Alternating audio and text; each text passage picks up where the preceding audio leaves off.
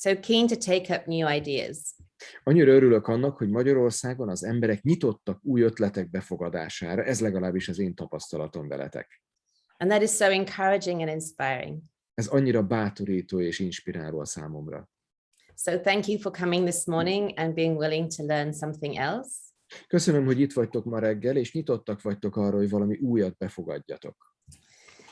And we're going to be talking about intergenerational worship, as you know. Ahogyan tudjátok is már a beharangozásból, az intergenerációs istentiszteletről fogunk ma sokat beszélni. Because I think more than ever after the pandemic, we need to create a church that is sustainable, adaptable, and suitable for the needs of the generations we have. És azt gondolom, hogy így a pandémia után vagy alatt minden eddiginél fontosabb, hogy olyan egyházat teremtsünk, amely fenntartható, alkalmazkodóképes, és képes betölteni a felnövekvő generációnak is a szükségleteit. So intergenerational worship is about helping everybody in the congregation to share what they're learning about God together. Az intergenerációs istentisztelet röviden arról szól, hogy minden generációt felölelő gyülekezetben található, és segítjük őket abban, hogy a lehető legjobb módon megoszthassák mindazt, amit Istenről tanultak. And worshiping God in all kinds of ways that suit all the different kinds of people we have. Bocsánat, arra kérlek mindannyiótokat, ezt nem hangsúlyoztuk, hogy a mikrofont kapcsoljátok ki, létszi, jó? Ott lenne a bal alsó sarokban.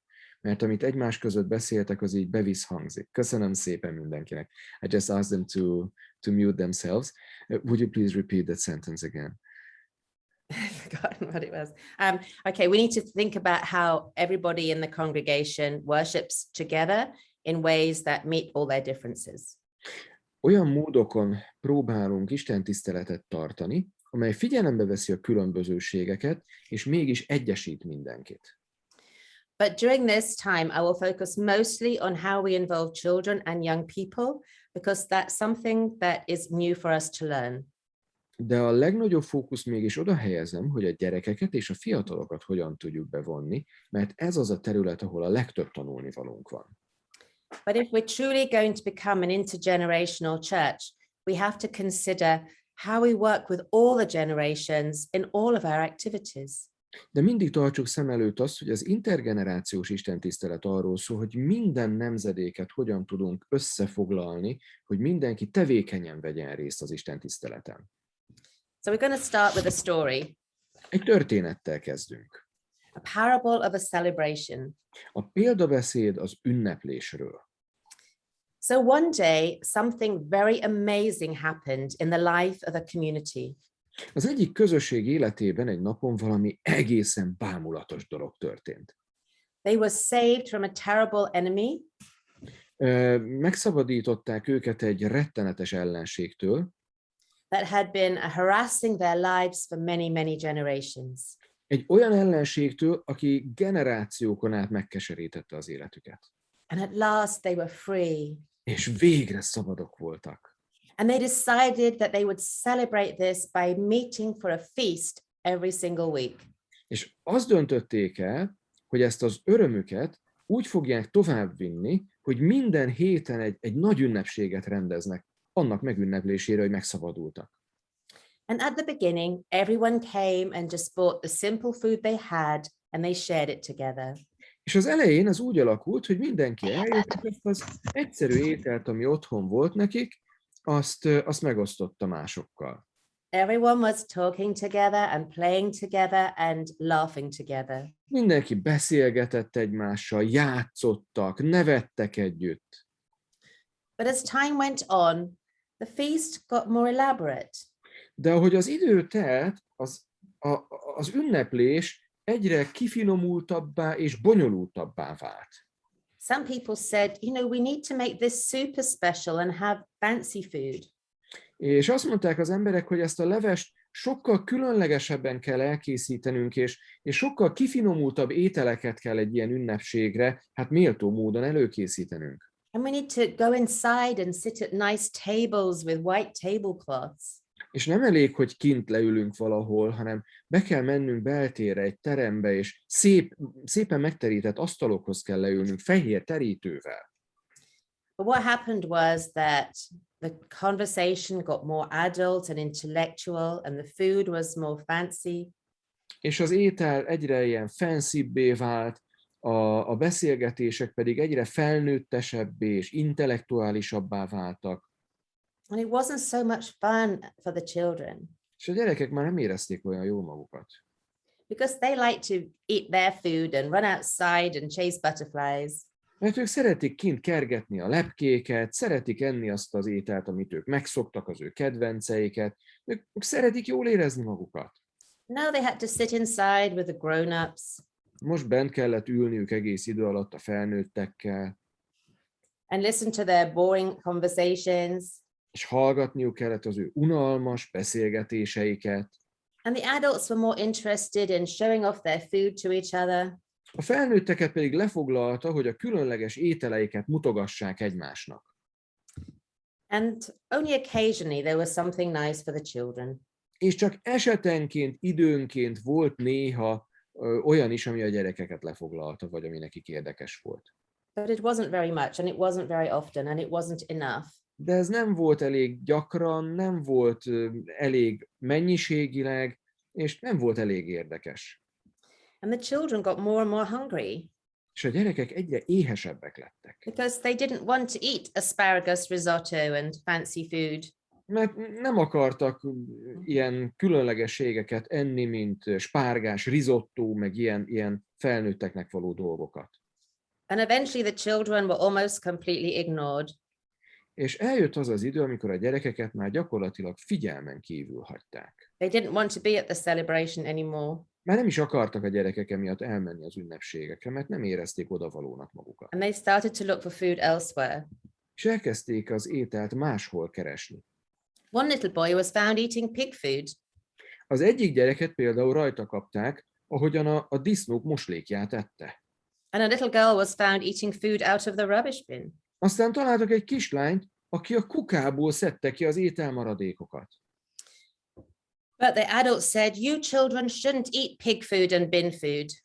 És hát a felnőttek még le is szitták őket, hogy nem szabadna disznómoslékot ennetek, nem szabadna kukáznatok. You need to come and sit with us here and be good. Ide kéne jönnötök hozzánk, le kell ülnötök, és jól kell viselkednetek. Because adults always know what's best for children. Mert a felnőttek mindig tudják, hogy mi a legjobb a gyerekeknek. And we're the only ones who know how to celebrate properly. És igazából mi vagyunk az egyetlenek, akik tudják, hogy hogyan kell helyesen ünnepelni. Suddenly a stranger appeared. Egyszer csak megjelent egy idegen. No one was quite sure where he came from. Senki sem tudta igazán, hogy honnan is jött, But he took the hand of the little boy who was found in the pig pen. de megfogta a kezét annak a kisfiúnak, akit a disznó ólban talált, And he knelt down next to him in the middle of the whole crowd.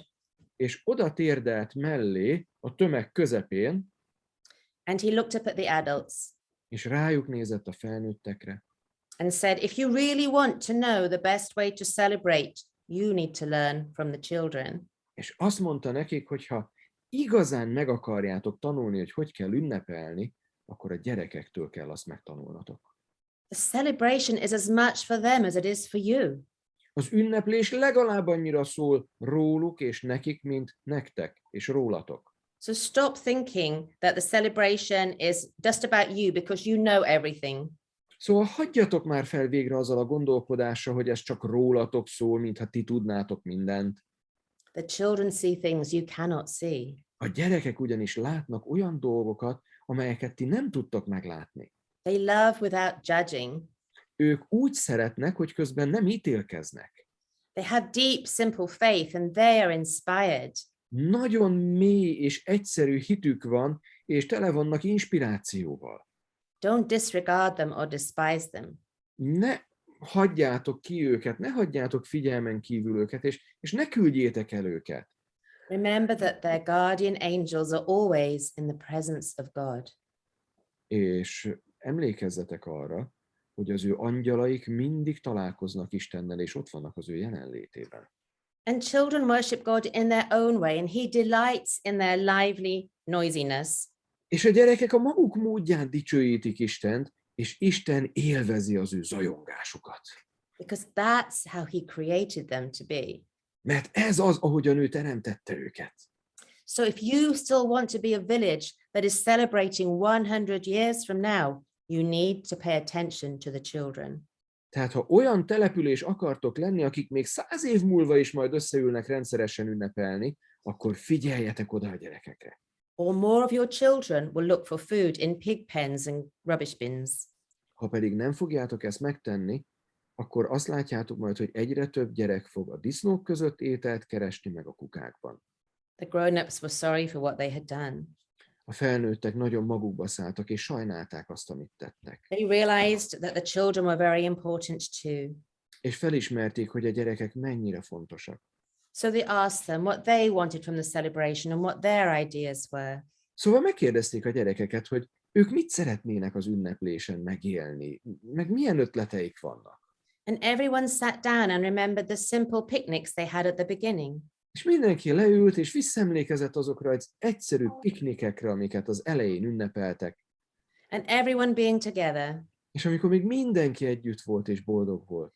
And the older ones telling the stories to the younger ones. És az idősebbek történeteket meséltek a fiatalabbaknak. And the younger ones finding caterpillars and butterflies and sharing them with the older ones. A fiatalabbak pedig összegyűjtötték az összes pillangót, meg hernyót, és mutogatták az idősebbeknek. And everyone laughing and singing to the sunset. És mindenki énekelt, meg nevetett, ahogy együtt megnézték a napot. And then they remembered what the celebration was really all about. És akkor visszaemlékeztek arra, hogy miről is szól igazából az ünneplés. So they learned to rediscover the joy of intergenerational worship, being together. Újra felfedezték az intergenerációs közösséget, az együtt tanulást, az együtt szolgálatot. They can learn together, serve God together, worship together. Megtanultak együtt szolgálni, dicsőíteni.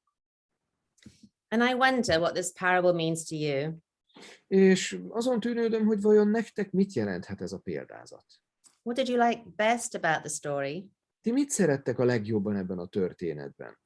What was the most important message in the story for you? Mi volt a ti számotokra a legfontosabb üzenet ebben a példázatban? And how can our weekly worship service become a place where everyone, including children and young people, feel welcomed, happy, involved and well fed? És hogy hogyan lehet a ti heti istentiszteletetek is egy olyan hely, egy olyan élmény, ahol mindenki szívesen látva érzi magát, boldognak, szeretve és bevonva érzi magát. We need to remember that all the adults in our congregation can feed themselves. Emlékezzünk arra, hogy a felnőttek képesek saját maguk táplálásáról gondolkodni. And even if you're in a service with a boring sermon, an adult with the right attitude can take something away from it. És még ha egy nagyon unalmas prédikáció is hangzik el egyszer-egyszer egy gyülekezetben, a megfelelő hozzáállású felnőtt talál benne egy-két mondatot magának, amit hazavihet, és amiből táplálkozhat.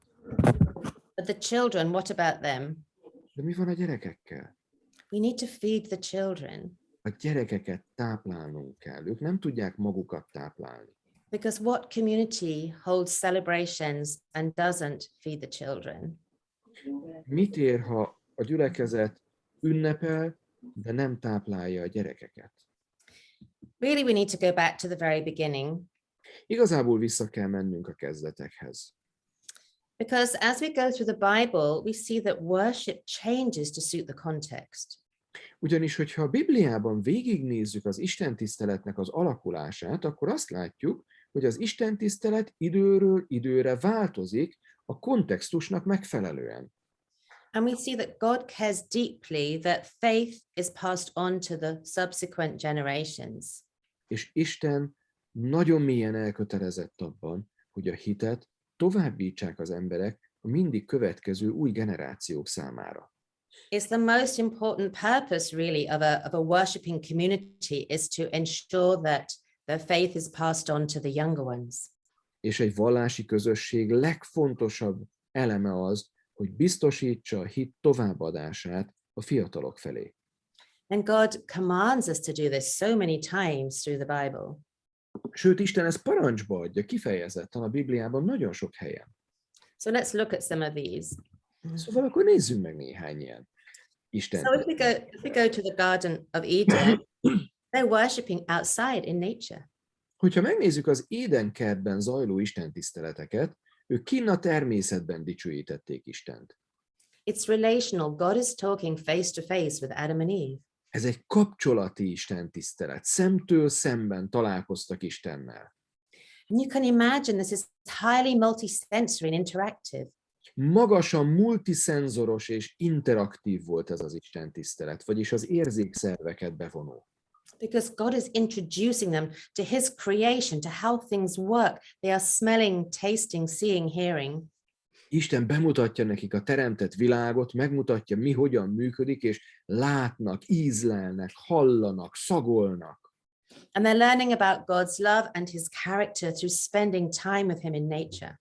És együtt tanulnak Isten szeretetéről és jelleméről, miközben időt töltenek vele a teremtett világban.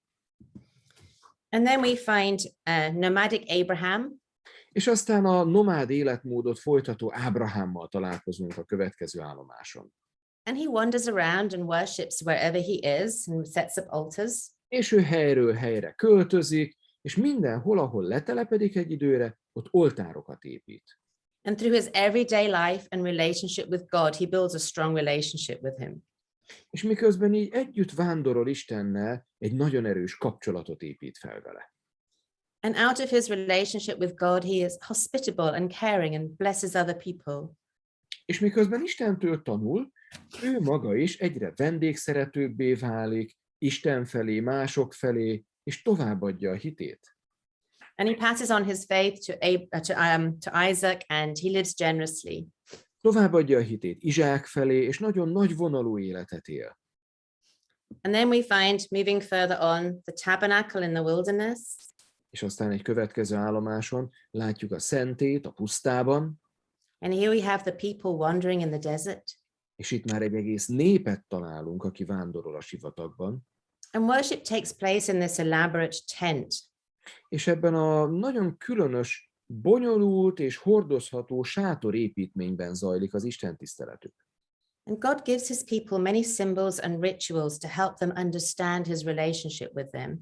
És Isten nagyon sok rituálét, szimbólumot ad a népének, amelyek segítenek abban, hogy megértsék, milyen kapcsolat is fűzi őket egymáshoz. And he says, tell these things to your children throughout your whole life. Use your whole life to share God with your children. És megint kihangsúlyozza, hogy mindezt adjátok tovább a gyerekeiteknek. Gyakorlatilag az egész életet szőjétek át azzal, hogy átadjátok a hitet a gyerekeitek felé. And if you go into the tabernacle, there are things to taste, to smell, to see. It's multisensory. És hogyha belépünk ebbe a szentélybe, akkor megint azt tapasztaljuk, hogy ez egy ilyen multiszenzoros jelenség, minden érzékszervet megszólít, van, amit meg lehet tapintani, szagolni, ízlelni. And God also gives them many celebrations throughout their year. És nagyon sokféle ünnepséget ad nekik, amelyek átszövik az egész évet. So that the whole community can come together and learn about him regularly. Úgy, hogy az egész közösség egybegyűlhet, és rendszeres időközönként tanulhat róla. And if you look at all those celebrations, they are intergenerational. They have things to taste and smell and do. És hogyha megnézzük ezeket az ünnepségeket, ezek mind intergenerációsak, és mindegyikben mindegyik érzékszerv megszólításra kerül. And it's amazing to have something to look forward to all the time to keep bringing joy into the community. És fantasztikus látni azt, hogy ezeknek az ünnepségeknek része az, tudatosan beépített része, hogy örömöt hozzanak a közösség életébe.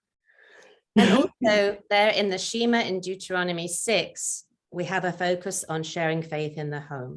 Aztán ott van a Shema imádság, a Hald Izrael imádság, amely bepillantást enged már az Ószövetség idején is az otthoni hitmegosztásba, az otthoni áhítatba.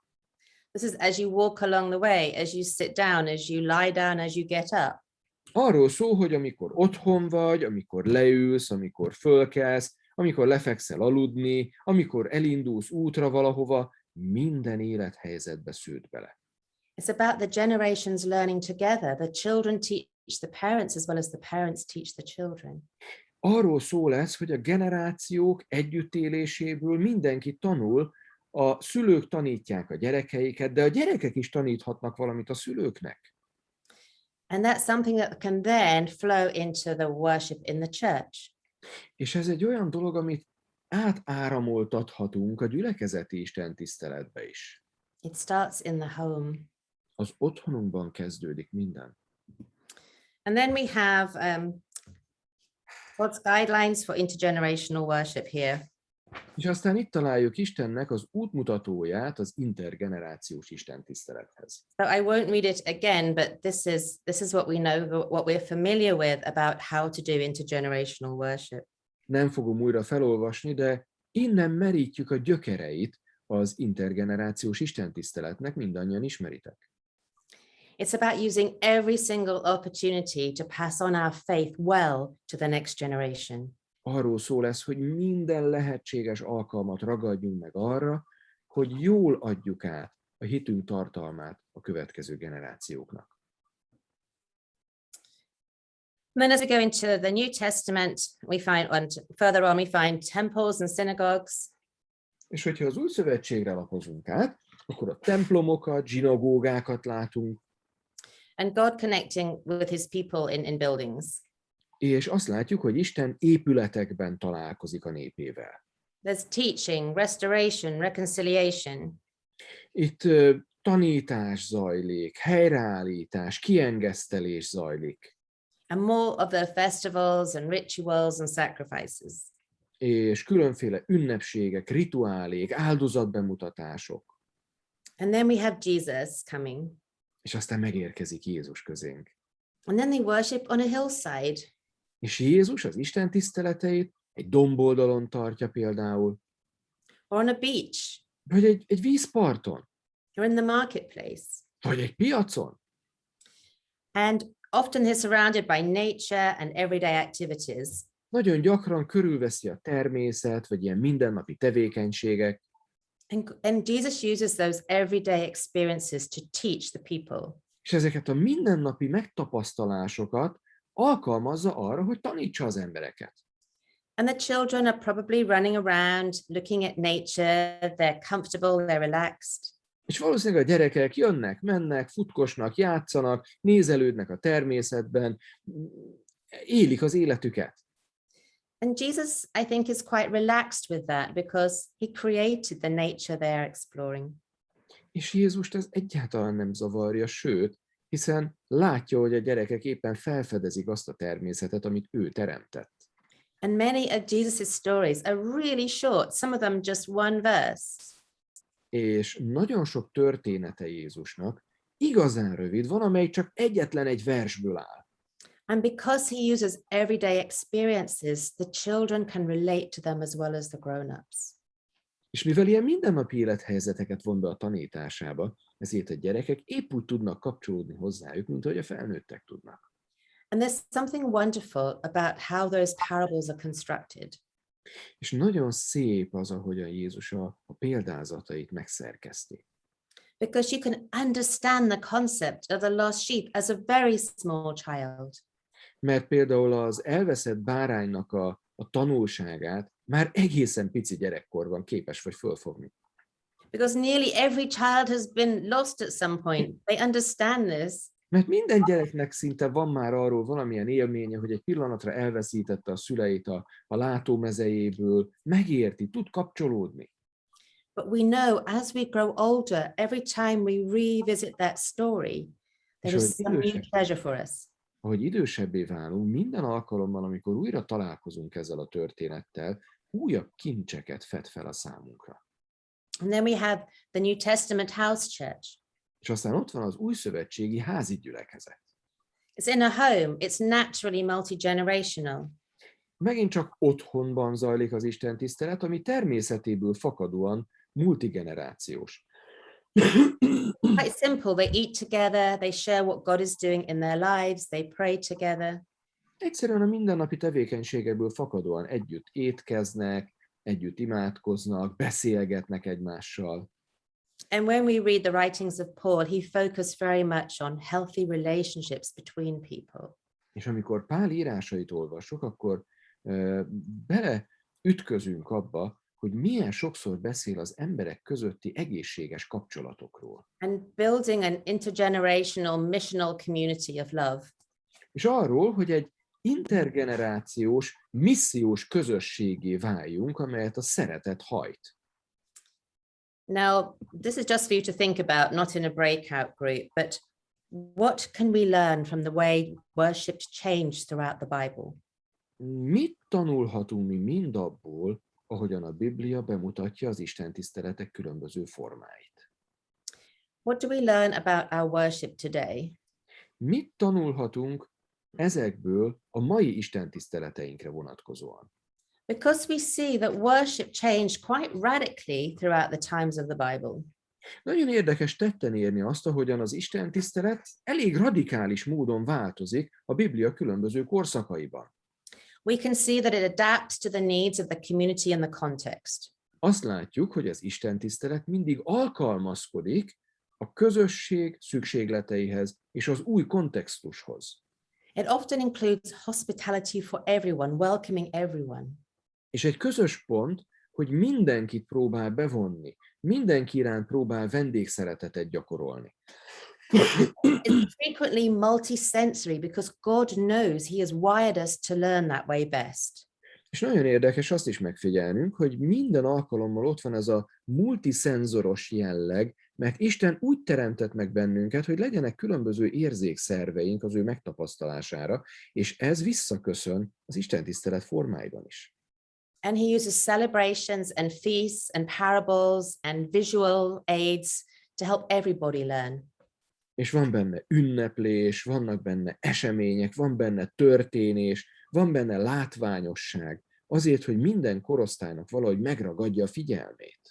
And in the Bible, it's everyone together worshiping. És a Bibliában mindig együtt dicsőíti Istent minden generáció. We don't get divided into different age groups for this. Nem választják szét őket különböző korcsoportokra. Because it's important for us to learn from the simplicity of children. We need to be humble enough for that. És elég alázatosnak kell lennünk, hangsúlyozza Jézus, hogy képesek legyünk a gyerekektől is tanulni. I will tell you a story, Mesélek nektek egy történetet. true story about a 2-year-old little girl. Ez egy igaz történet, egy megtörtént eset, egy 2 éves kislányról. Her mother was putting her to bed one night and they were praying.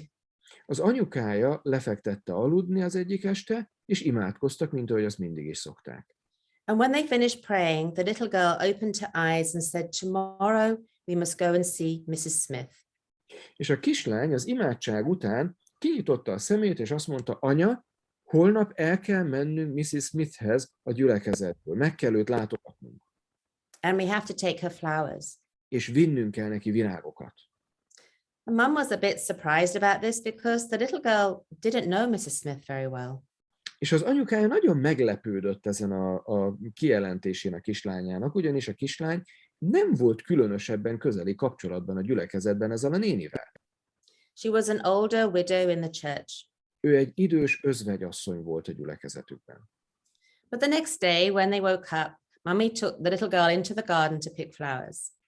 És másnap reggel azért komolyan véve a kislány kijelentését, kivitte a kislányt a kertbe, és azt mondta, hogy akkor gyere, szedjünk virágokat. And there were all kinds of flowers in the garden. És mindenféle színű virág volt a kertben, And this little girl only picked purple flowers. de ez a kislány csak rózsaszín virágokat szedegetett. And this little girl's favorite color was not purple. És érdekes módon a kislány kedvenc színe nem a rózsaszín volt. But Mummy just accepted the flowers and they went to see Mrs. Smith. De az anyukája ezt nem észrevételezte különösebben, egyszerűen csokorba fogta ezeket a virágokat, és elmentek együtt meglátogatni Mrs. Smith. And Mummy was a little bit embarrassed, but she knocked on the door and waited for Mrs. Smith to come. Hát az anyuka azért kicsit furán érezte magát, valljuk be, miközben kopogott a néni ajtaján, és várta, hogy a néni ajtót nyisson. And when the little girl gave her little fistful of flowers to Mrs. Smith, És amikor a kislány átadta ezt a maroknyi virágcsokrot A néninek, Mrs. Smith cried. a néni elkezdett zokogni. And she said, yesterday I felt so desperate. És elmesélte, hogy én tegnap annyira kétségbe voltam esve. She said, I was so desperate, I prayed to God. Annyira kétségbe esett voltam, imádkoztam Istenhez, és azt mondtam neki, She said, I felt so lonely through this pandemic. Uram, én ebben a pandémiás helyzetben annyira magányos vagyok. And she said, I prayed this really strange prayer. És egy nagyon különös, fura imát mondtam, mondja a néni. God, if you really love me, send someone tomorrow with purple flowers. Istenem, ha tényleg szeretsz engem, akkor küldj holnap valakit rózsaszín virágokkal hozzám. And I don't know if God told other people to take flowers to Mrs. Smith, but it was a 2-year-old who listened. Nem tudom, hogy Isten szólt-e másoknak is, hogy vigyenek Mrs. Smithnek rózsaszín virágokat, de ez a 2 éves kislány meghallotta ezt a kérést. And that little girl taught that community something very special. És ez a kislány valami nagyon különlegeset tanított a közösségének. So worship is ideally a place where we can all experience God's love. Az istentisztelet ideális esetben egy olyan élmény, amelyben mindannyian megtapasztalhatjuk Isten szeretetét. Where we're nurtured to love God and to love others. Ahol megtanuljuk Istent és a másik embert szeretni. But as I said at the beginning, intergenerational worship is more about providing something for all of our differences as well as all of our ages.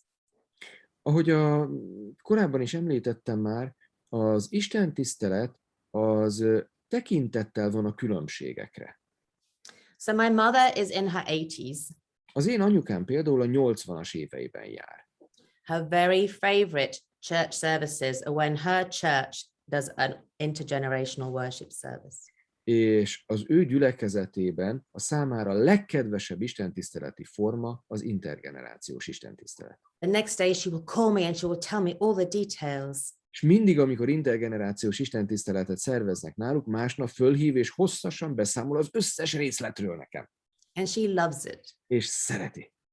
And I have seen that quite a lot of older people enjoy intergenerational worship. És láttam magam is, ahogy az idős emberek teljesen oda vannak ezért.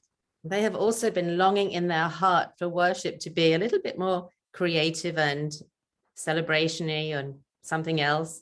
Nekik is ott van a vágyuk a szívükben, hogy az Isten tisztelet hozzon valami újat, hozzon valami frisset, hozzon valami kreatívat.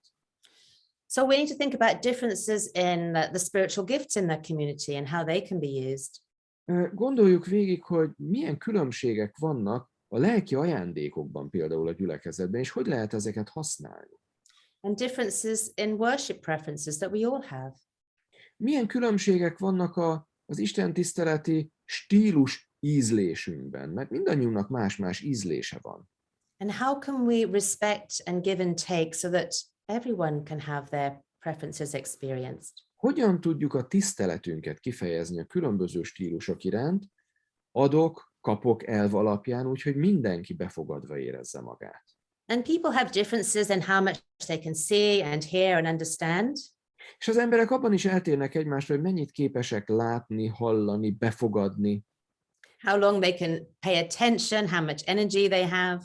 Mennyi ideig tudnak figyelni egy dologra, mennyi energiájuk van. We have different learning styles. We prefer to see, to hear, to do, to feel.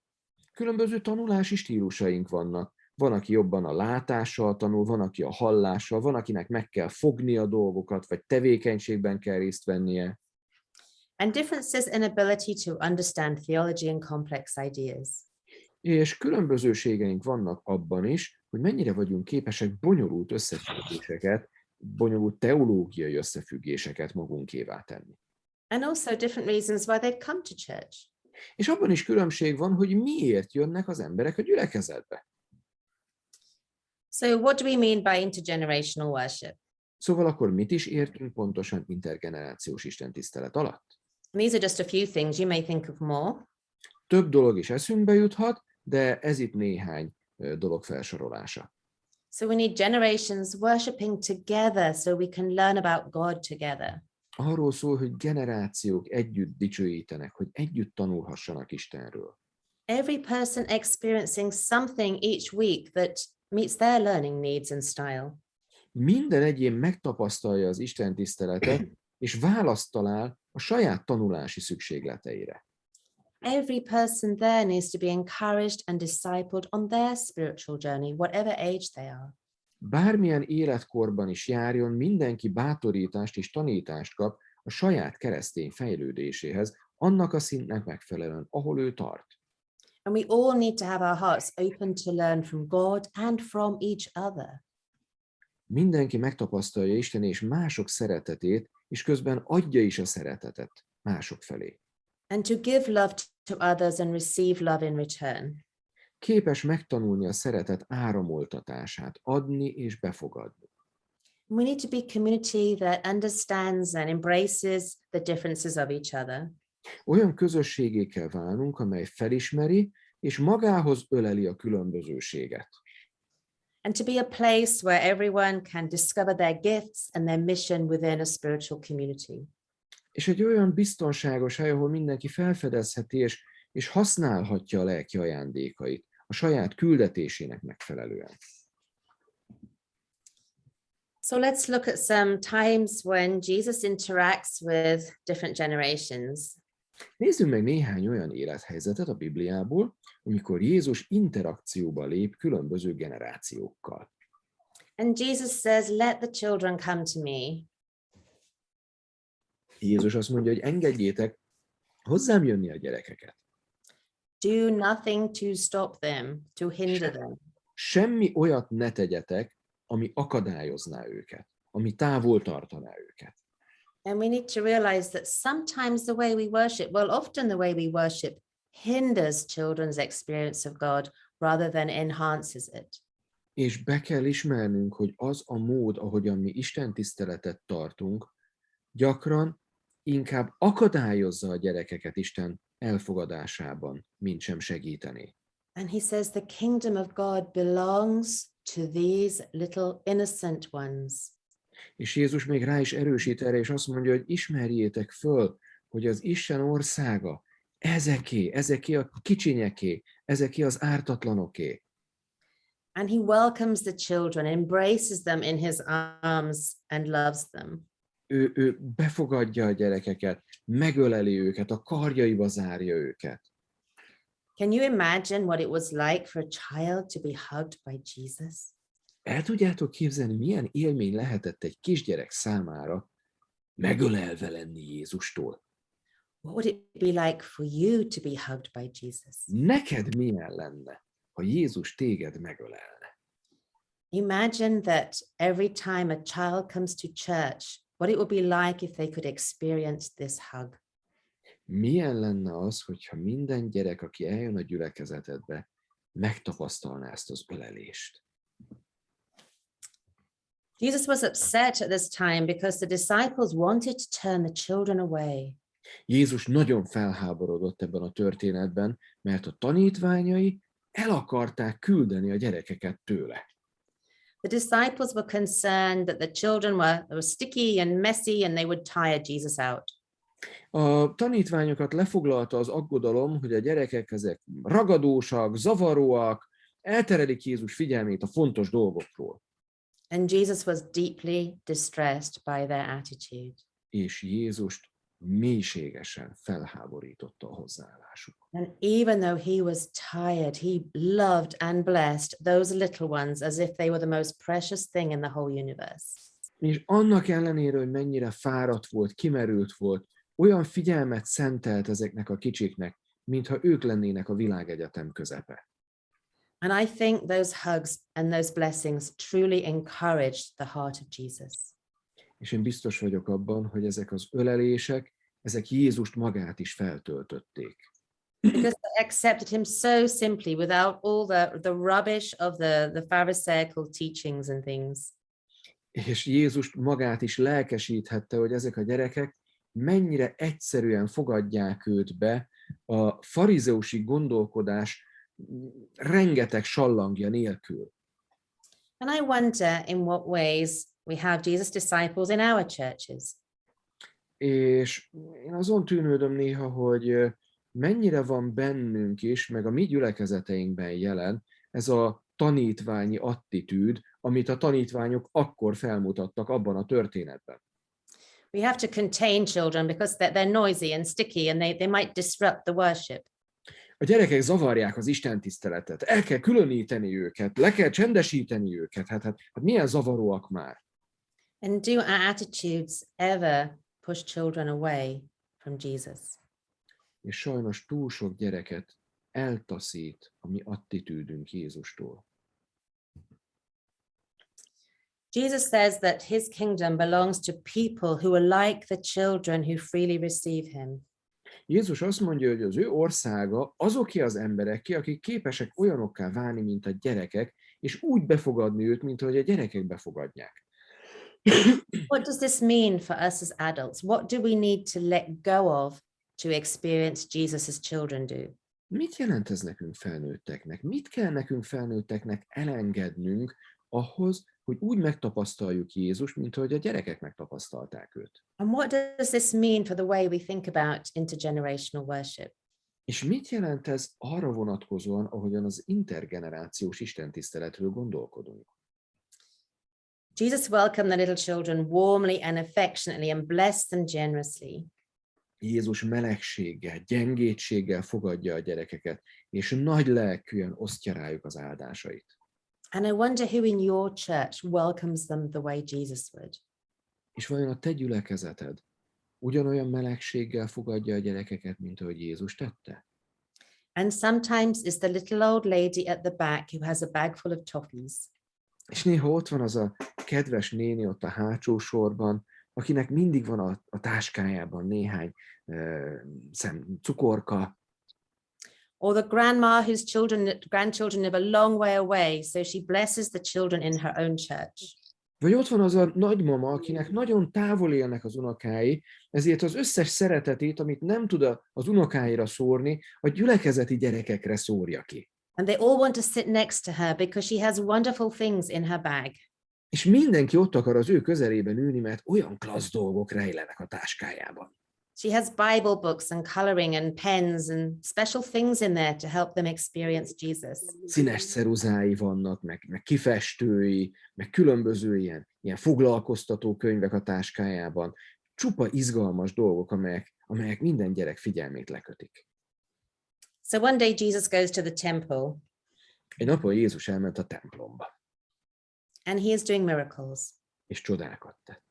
Can you imagine? Jesus is there healing people. El tudjátok képzelni? Jézus oda megy és meggyógyít embereket. And the priests and the teachers are bothered by this. És a tanítókat, meg a papokat ez elkezdi bosszantani. They see him as a threat. Egy fenyegetést látnak benne. But the children praise him. De a gyerekek rajongnak érte. They are running and shouting, it says, in the temple courts. Azt mondja a történet, hogy oda futnak a templom udvarán, és kiabálnak Jézushoz. Hosanna to the son of David. Hozsánna Dávid fiának! And they said to Jesus, do you hear what these children are saying? És számon kérik Jézust, hogy hallod te, hogy mit mondanak ezek? The Pharisees think the children are blaspheming. A farizeusok arra céloznak, hogy a gyerekek istenkáromlást mondanak. Jesus said, yes. Haven't you read that from the lips and infants I have called forth your praise? És Jézus azt mondja, igen, hogy ne hallanám. És ti nem olvastátok, hogy gyermekek és csecsemők szája által szereztél dicséretet? And Jesus leaves. He doesn't want to be where people have this attitude to children anymore. És Jézus elmegy. Vagyis Jézus nem akar ott maradni azon a helyen, ahol emberek így viszonyulnak a gyerekekhez. And instead of focusing on the great things that God was doing in the temple that day, they focused on the noise of the children. Ahelyett, hogy arra figyelnének, hogy Isten milyen nagy dolgokat tett azon a napon a templomban, ezek az emberek arra figyelnek, hogy milyen zajt keltenek a gyerekek. And they were so focused on the children and being annoyed at them that they weren't focused on pleasing God. És annyira lefoglalta őket a gyerekek által okozott bosszúságra való figyelés, hogy elfelejtettek arra figyelni, amit Isten akart nekik adni aznap. And they were so busy looking at the children, they didn't see the wonders that God was doing in that community. Annyira a gyerekekre fókuszáltak, hogy nem figyeltek oda arra a csodára, amit Isten aznap tett a közösségükben. And I think Jesus was deeply hurt by the attitude of the Pharisees and teachers. És én azt gondolom, hogy Jézust mélyen sértette ez a hozzáállás, amit a Jesus was not tanítványait tapasztalt. Jesus was not going to silence these children for their praises. Jézus nem volt hajlandó elcsendesíteni ezeket a gyerekeket azért, hogy szívességet tegyen ezeknek az embereknek. He actually didn't mind that they were running and shouting in the temple. Jézust igazából nem zavarta, hogy ott futkostak a templomban, és kiabáltak. He didn't say, well, yes, I agree, they're being very irreverent. Nem mondta azt, hogy hát igazatok van, tényleg egyetértek, igazán tiszteletlenül viselkedtek itt az Isten tiszteleten. He basically says their praising comes from God, don't mess with it. Hanem azt mondta, hogy ne kössetek beléjük, az ő dicsőítésük Istentől fakad. And I wonder how we receive the children in our communities. És azon gondolkodom ennek alapján, hogy mi hogyan fogadjuk a gyerekeket a mi gyülekezeteinkben. Have we developed an idea of reverence that is not the same as Jesus' idea of reverence? Lehet, hogy az áhítatról mi olyan fogalmakat alakítottunk ki, amelyek nem találkoznak azzal, ahogyan Jézus gondolkodik az áhítatról? Are we caught in a time warp of worship from the 16th century when we're now 500 years later? Lehet, hogy egy 16. századi eszméhez ragaszkodunk 500 évvel később is, ami akkor volt az elfogadott? What kind of worship is appropriate in our context, in our community today? A mi kontextusunkban, a mi mai élethelyzetünkben mi a megfelelő áhítati forma az istentisztelet keretében? Because actually most of our churches do not worship in any way that is like any community in the Bible.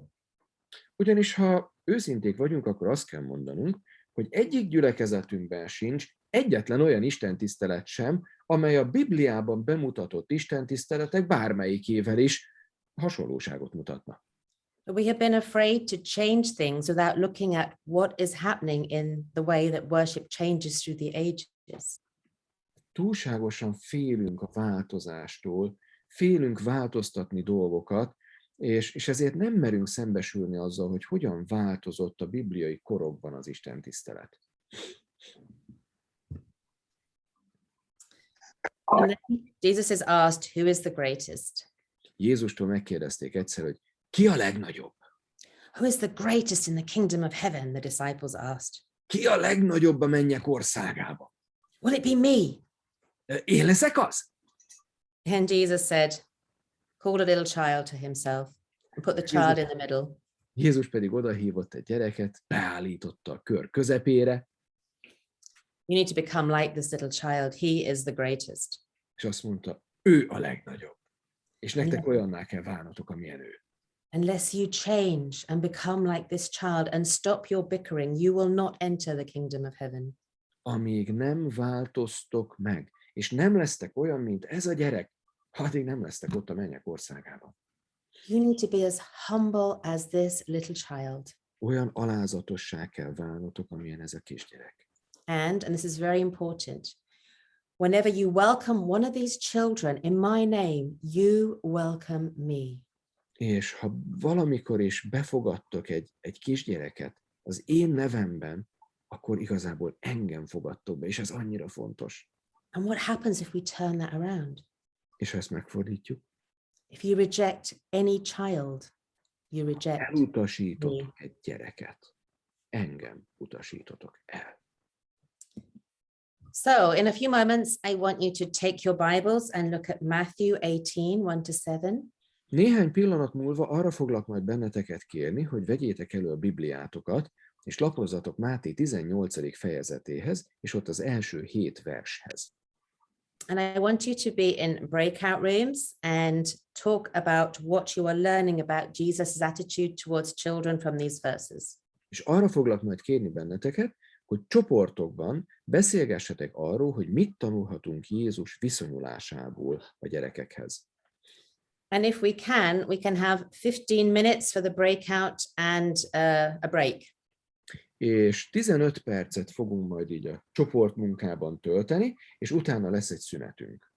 And come back at 11:45, is that right? Uh, Is that the right time? 11:45, yes, it would be the right time, but without the break then. 15 minutes breakout rooms plus break? No, 15 minutes to have the breakout room, but during that time, they need to take a break too. Yeah. Okay. And then come back at 1:45. Good. Szóval akkor 3:45-kor hívlak benneteket majd, hogy gyertek vissza, és akkor utána lesz egy szünet, jó? How big should the groups be? I say three to four, if you can. Okay. So.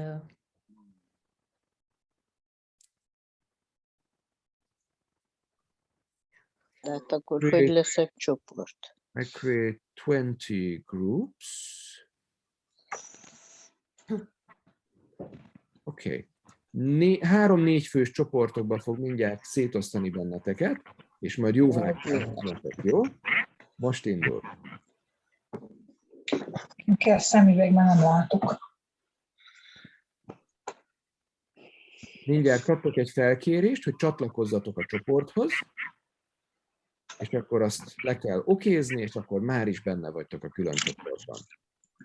Az a neve, hogy join, úgy kell menni? Az join. Join azt írja, és akkor azt megnyomjátok, és már benne is vagytok. Na, hol van? Igen. Ja, jó. Befőzzem a levesbe a tésztát? Ó, még hol vagyok? Jó, csak kérdezem, hogy majd. Majd be, persze. Maria, nyomd meg a join gombot, mert így most mindenki hallja a levest meg a tésztát. Elnézést kérek, de nem találom a join gombot. Nem? Nem. Elvitte a cica. Elvitte a cica. De csak kutyámban. Na, nincs. Join gomb. Hát, ha csak tud segíteni. Nincs join gomb. Nincs join gomb. Érdekes. Én internet béta vagyok.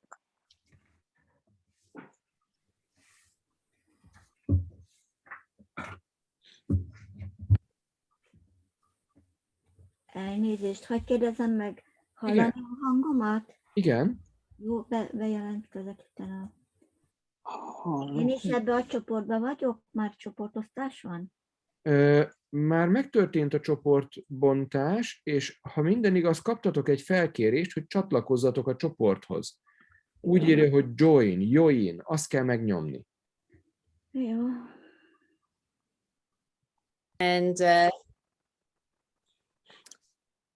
And if you like, you can put some of your reflections in the chat.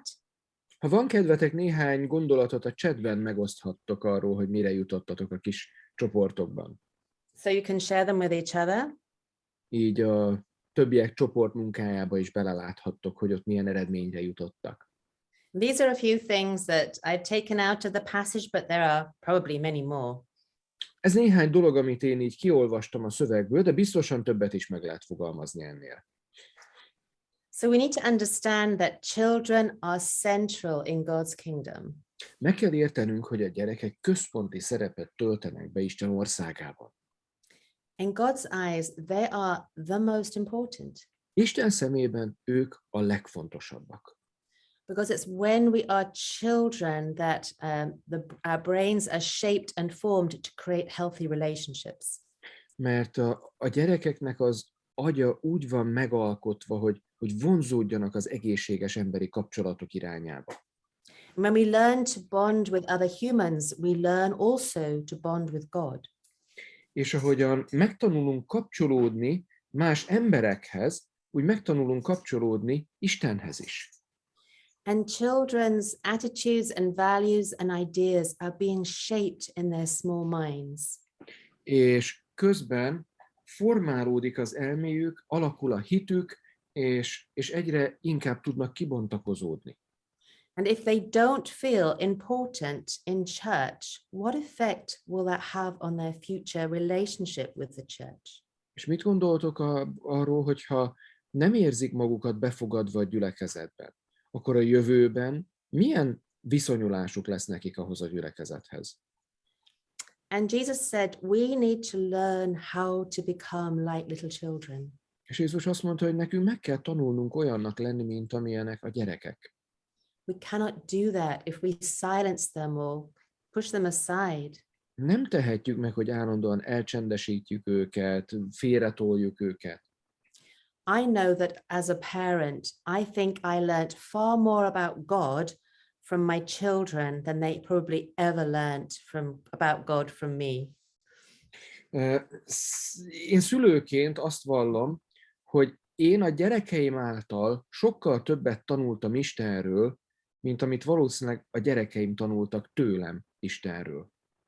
Because by being a parent, by interacting with my children, by experiencing their faith, God taught me so much. Mert miközben a gyerekeimmel szülőként interakcióba léptem, Isten olyan sokat megmutatott magából nekem.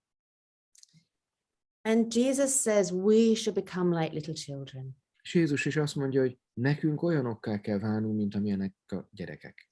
Because we have all been children once, and so was Jesus. Mert mindannyian voltunk egyszer gyerekek, mint ahogy Jézus is. And I imagine that Jesus, with his family heritage, was often pushed aside, ignored, discarded as a child. És el tudom képzelni, hogy Jézus a maga zűrös családi múltjával gyakran érezte magát félretolva, elutasítva, nem komolyan véve, mint gyerek. And he knew the pain of that experience. És Jézus pontosan ismeri ennek a megtapasztalásnak a fájdalmát. And children cannot become like adults. A gyerekek nem válhatnak olyanokká, mint amilyenek a felnőttek. And it makes me sad when I go into churches where the children are tried to be forced into being little adults. És nekem valóságos fájdalmat okoz, amikor elmegyek egy gyülekezetbe, és azt látom, ahogy a gyerekeket megpróbálják felnőttiesíteni. Hogy olyanoknak kell lenniük, mintha kis felnőttek lennének. Because Jesus doesn't say, bring the children to church and make them act like adults. Mert Jézus sehol nem mond ilyet, hogy vigyétek a gyerekeket a gyülekezetbe, és tegyétek őket olyanokká, mint amilyenek a felnőttek. He says, focus on the children in your community and become like them. Hanem azt mondja, pont fordítottan, fókuszáljatok a gyerekekre a gyülekezetben, és legyetek olyanok, mint amilyenek ők. And remember, whenever we welcome children, we welcome Jesus. És emlékezzünk mindig arra, hogyha befogadjuk a gyerekeket, Jézust fogadjuk be. And if we shush children or disregard them or push them away, És hogyha doing? lepiszegjük őket, és félretoljuk őket, és nem figyelünk rájuk, akkor Jézusnak fájdalmat okozunk. So there's this quote, the Gospels teach the reign of God as a children's world. Itt egy idézet. Az evangélium úgy beszél Isten országáról, mint a gyerekek világáról. Where small children are the measure, Ahol a kisgyerekek képezik a mércét. where the small are great, Ahol a and the kicsik great must become small. nagyokká válnak, és a nagyoknak kicsikké kell válniuk. So how was Jesus an intergenerational worship leader?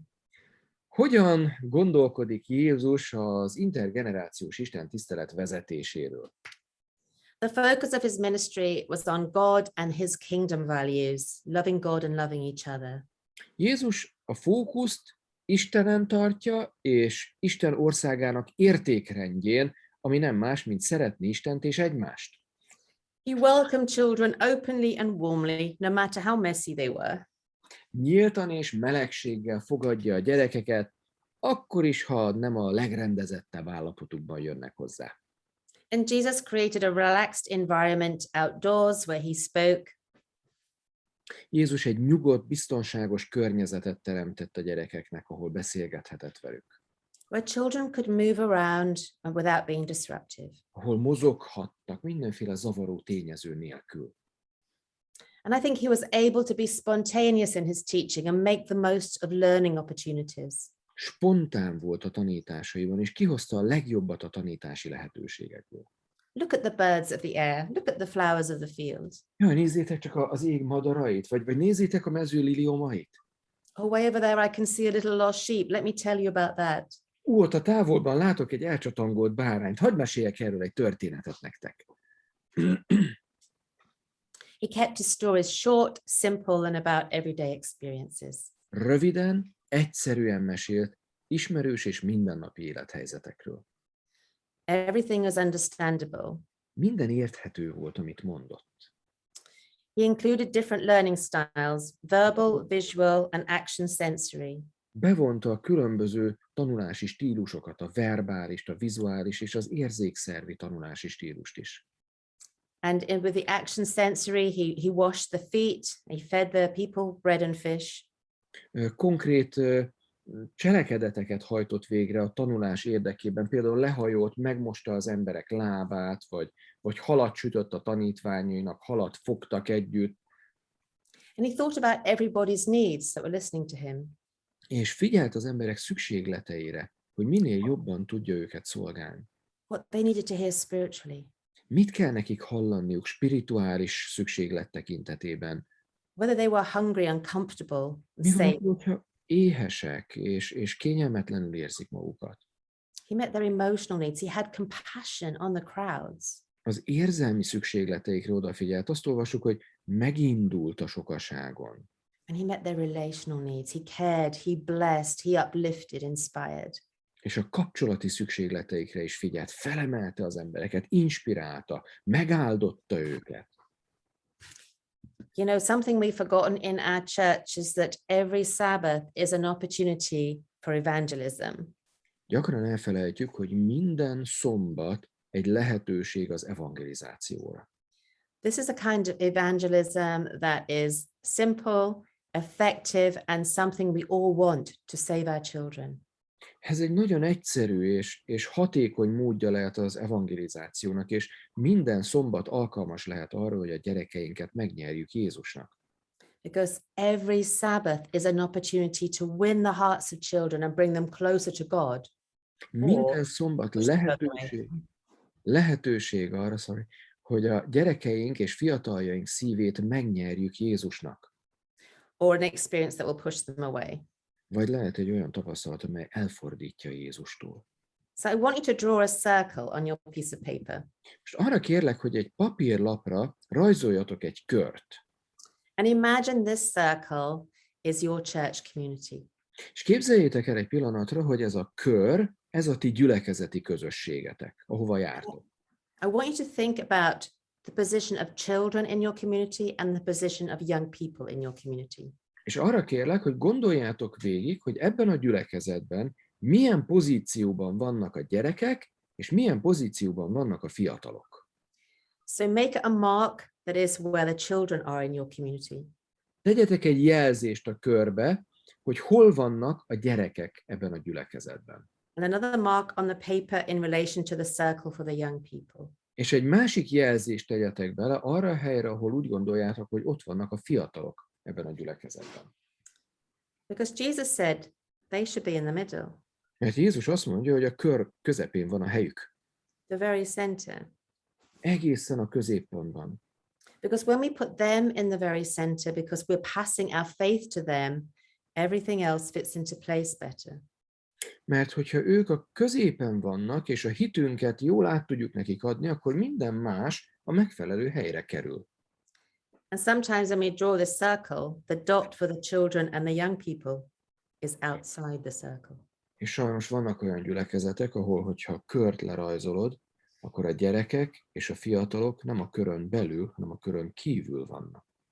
So think about where you placed your dots and why. Hova teszed a pontodat, és miért oda teszed, ahova teszed? And I want you to think of 3 things your church could do to move that dot nearer to the center of the circle. És aztán arra kérlek, hogy sorolj föl 3 dolgot, amit a gyülekezeted megtehet annak érdekében, hogy arról a helyről, ahol a pont most van, a közép felé haladhasson ez a pont. And if you like, put some of those ideas into the chat for each other to read. És hogyha van kedvetek, akkor azt is tegyétek meg, létszi, hogy az ötleteiteket beírjátok a chatbe, hadd tanuljanak a többiek is belőle. I want to focus on a detail of that dot. Szeretnék erre a pontra egy kicsit részletesebben most odafókuszálni. I want to make it personal. Szeretném ezt személyessé tenni, ezt a pontot. So I want you to think of a child or a teenager on the edge of your church. If you put their particular dot, where would it be?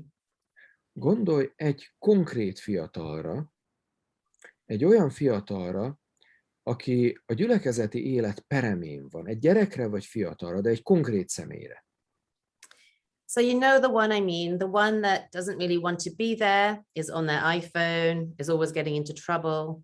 Tudod, kire gondolok? Az, aki nem önként jár a gyülekezetbe, aki mindig a kütyüjén lóg, akivel mindig baj van.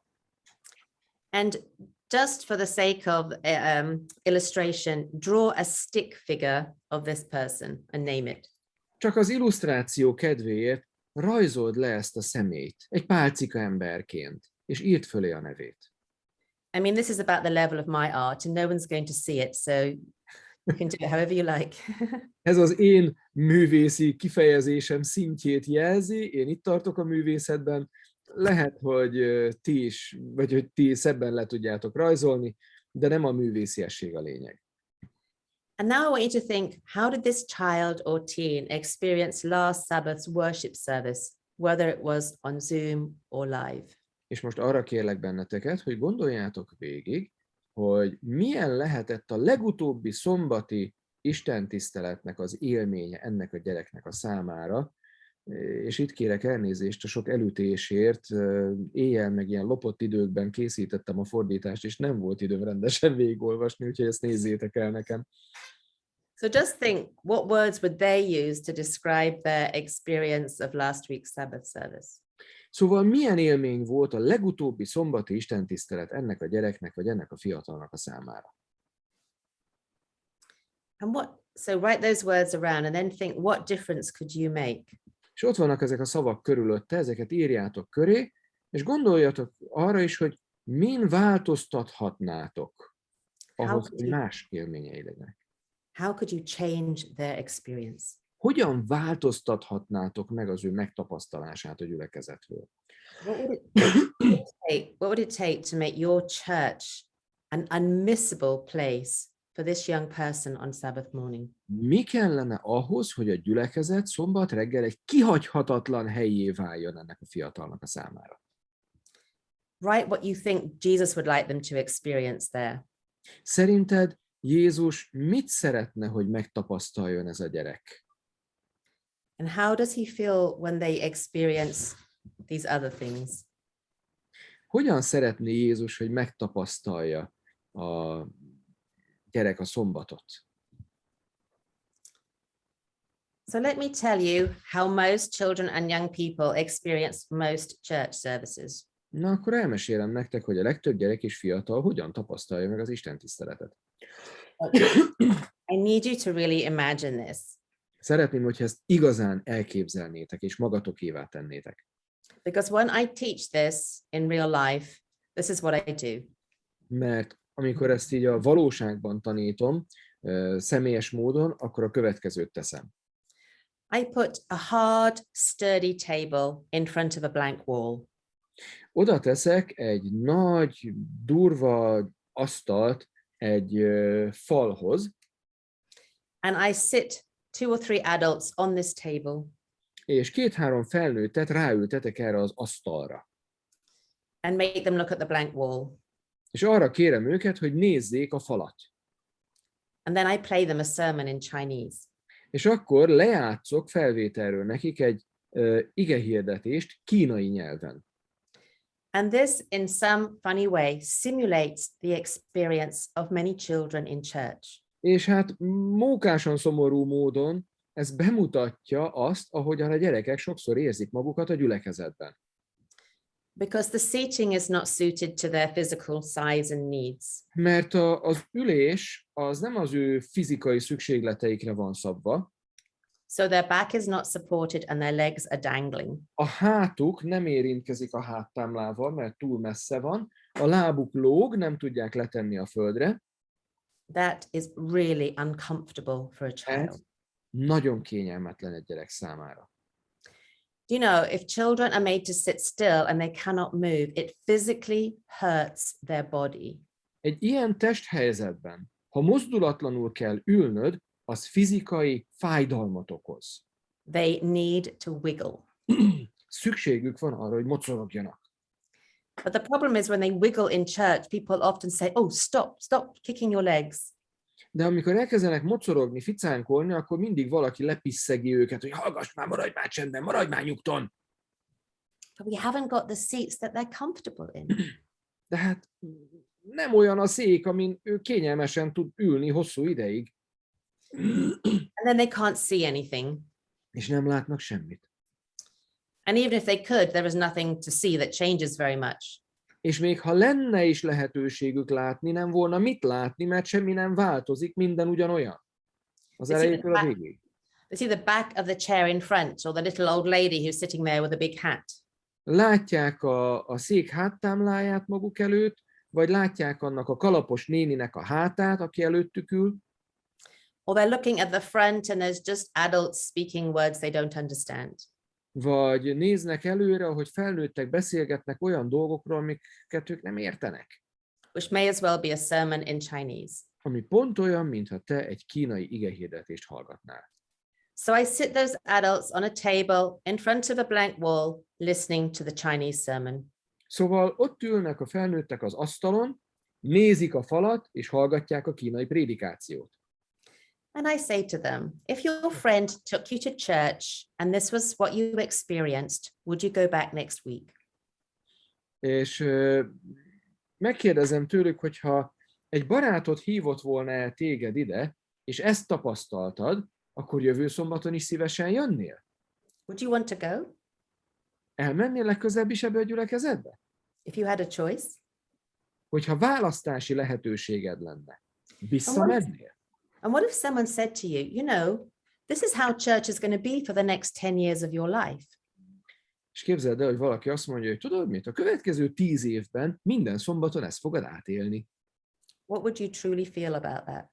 Mi az igazi, őszinte érzésed ezzel kapcsolatban? Would you want to be there? Szeretnél ott lenni? Would your heart feel discouraged? A szíved elbátortalanodna?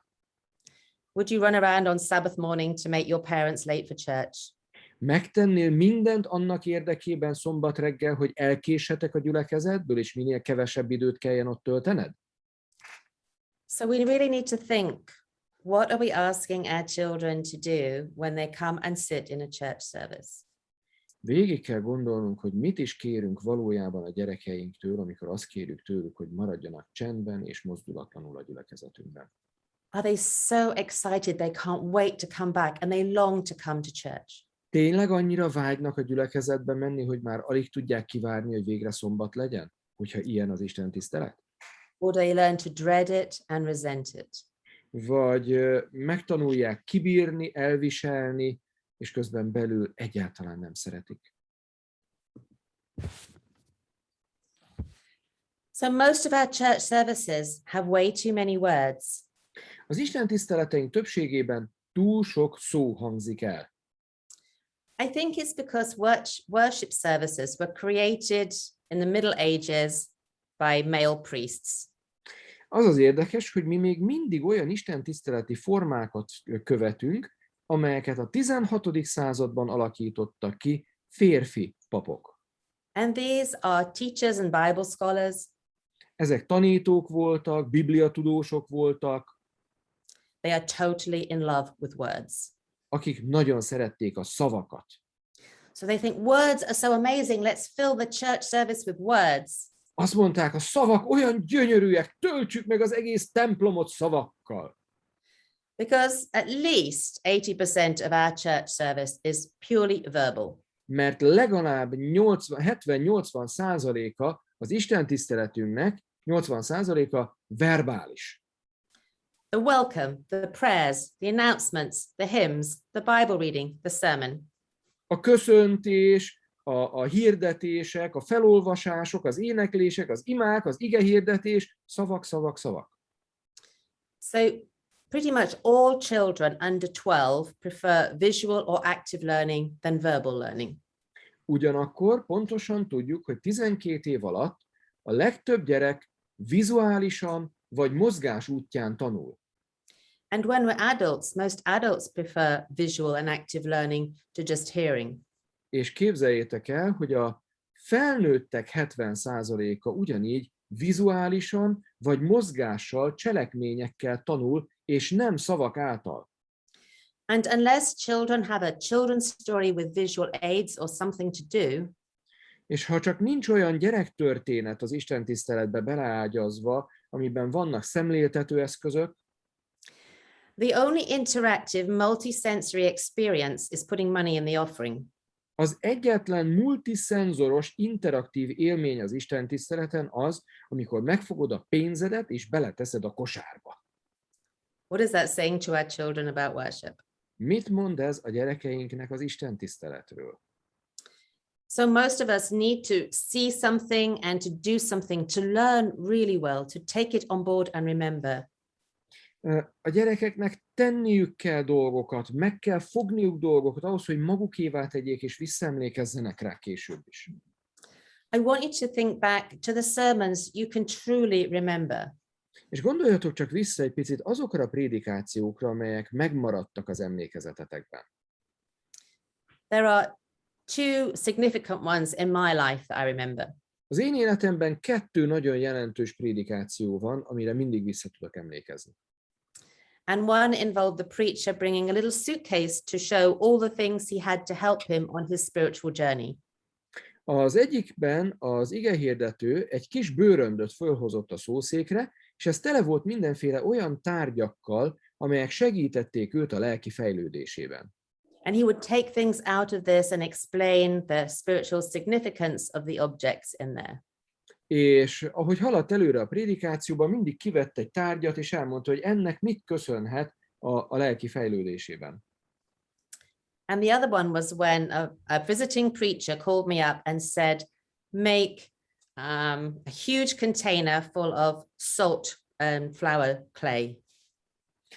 A másik az egy vendégigehirdető volt, aki egy nagy tál sógyurmát tett ki a szószékre. So I made this big container and took it to church. Szóval fogta ezt a nagy tálat, odavitte, And the sermon was about the potter and the clay. és az igehirdetés a fazekasról és az agyagról szólt. And the preacher told a children's story and gave every child a handful of the clay. És az igehirdető mondott egy gyerektörténetet is, és minden gyereknek adott egy maroknyi sógyurmát. And he said to the children, while I'm speaking to the grown-ups, make something from the clay that shows you how much God loves you. És azt mondta a gyerekeknek, hogy miközben a felnőttekhez beszélek majd, mindannyian készítsetek valamit ebből a sógyurmából, ami arra emlékeztet titeket, hogy Isten mennyire szeret benneteket. And the children were busy making beautiful things to celebrate God's love for them. És a gyerekek teljesen belemerültek abba, hogy gyönyörűbbnél gyönyörűbb dolgokat készítsenek arról, hogy Isten mennyire szereti őket. And after the service, we put them on a big long table and the children could show what they made and talk about it. És az istentisztelet végén kiraktuk ezeket a tárgyakat egy hosszú asztalra, és minden gyerek elmagyarázta, hogy ő mit készített. But you know, during that church service, something very interesting happened. De ez az istentisztelet alatt valami nagyon izgalmas dolog történt. Pretty much every adult next to a child said, "Can I have a piece of your clay?" Miközben a prédikáció zajlott, azt figyeltem meg, hogy sok felnőtt odahajolt a gyerekekhez, hogy kaphatok egy darabot a gyurmádból. And they had a little tiny piece. És csináltak ők is valami kis apró műtyűrt. And while they were listening to the preacher, they were making little things in their hands. Miközben hallgatták az igehirdetőt, ők is készítettek valamit. I think most of the adults were fairly boring and just made a heart. A legtöbb felnőtt unatkozott, és csak egy szívecskét készített. But the children made an amazing arrangement of different things that helped us understand God's love. De a gyerekek olyan kreatív és szép dolgokat, összeállításokat hoztak létre, amelyek tényleg segítettek megragadni Isten szeretetét. And I learned a lot of things from that experience, and I wonder what you would learn from it. És nagyon sokat tanultam ebből a tapasztalatból, és kíváncsi vagyok, hogy ti mit tanultatok belőle. So Ellen White also has something to say about this. Ellen White-nak is van erre megjegyzése. Because Jesus did not just say to Peter, feed my lambs, Mert Jézus nem csak Péterhez szól így, hogy legeltesd az én bárányaimat, he tells all of us not to despise these little ones. hanem mindannyiunknak mondja ezt, és hozzáteszi, hogy el ne tiltsátok őket tőlem, ezeket a kicsinyeket. His own love and care for children is an example for all of us. Mert Jézusnak a törődése és a szeretete a gyerekek iránt az egy példa, egy minta mindannyiunk számára. And she says that every opportunity, let the story of Jesus' love be repeated to the children. És azt is hangsúlyoz Ellen White, hogy minden adandó alkalommal ismételjük a gyermekek előtt Jézus szeretetének történetét. And even in her culture, she said in every sermon or service, let a little corner be left for the children. Minden igehirdetés során hagyjunk egy kis részt a gyerekek javára. She says the servant of Christ will have lasting friends in these little ones. Isten szolgája hűséges barátaivá teheti a kicsinyeket. When he opens up their hearts to God and takes care of them and speaks to their hearts. Amikor kinyitja a szívét a gyerekek előtt, és megszólítja őket, akkor a gyerekek szíve is megnyílik az igehirdető és Isten felé. So those words will be very precious to those children when they are clearly directed to them and teach them of God's love. És amikor egy gyerek felé közvetlenül intézzük a szót, nem csak úgy általánosságban, akkor a gyerek különösen találva érzi magát, és azt a szót a szívébe zárja. So I wonder what you would like the teens and children to experience when they come to your church each week. Mit szeretnél, hogy a gyerekeid és tinédzsereid szombatonként megtapasztaljanak a gyülekezetben? Start to make a list of the things, the goals you have for their experience, their spiritual experience every week. Kezd listát írni arról, hogy mit szeretnél megtapasztaltatni velük ezen a szombaton. And let's think now, how do we put children and teens more near the center of our church? És kezdjünk el azon gondolkodni akkor, hogy hogyan tegyük a gyerekeket és a tiniket a gyülekezeti élet középpontjává.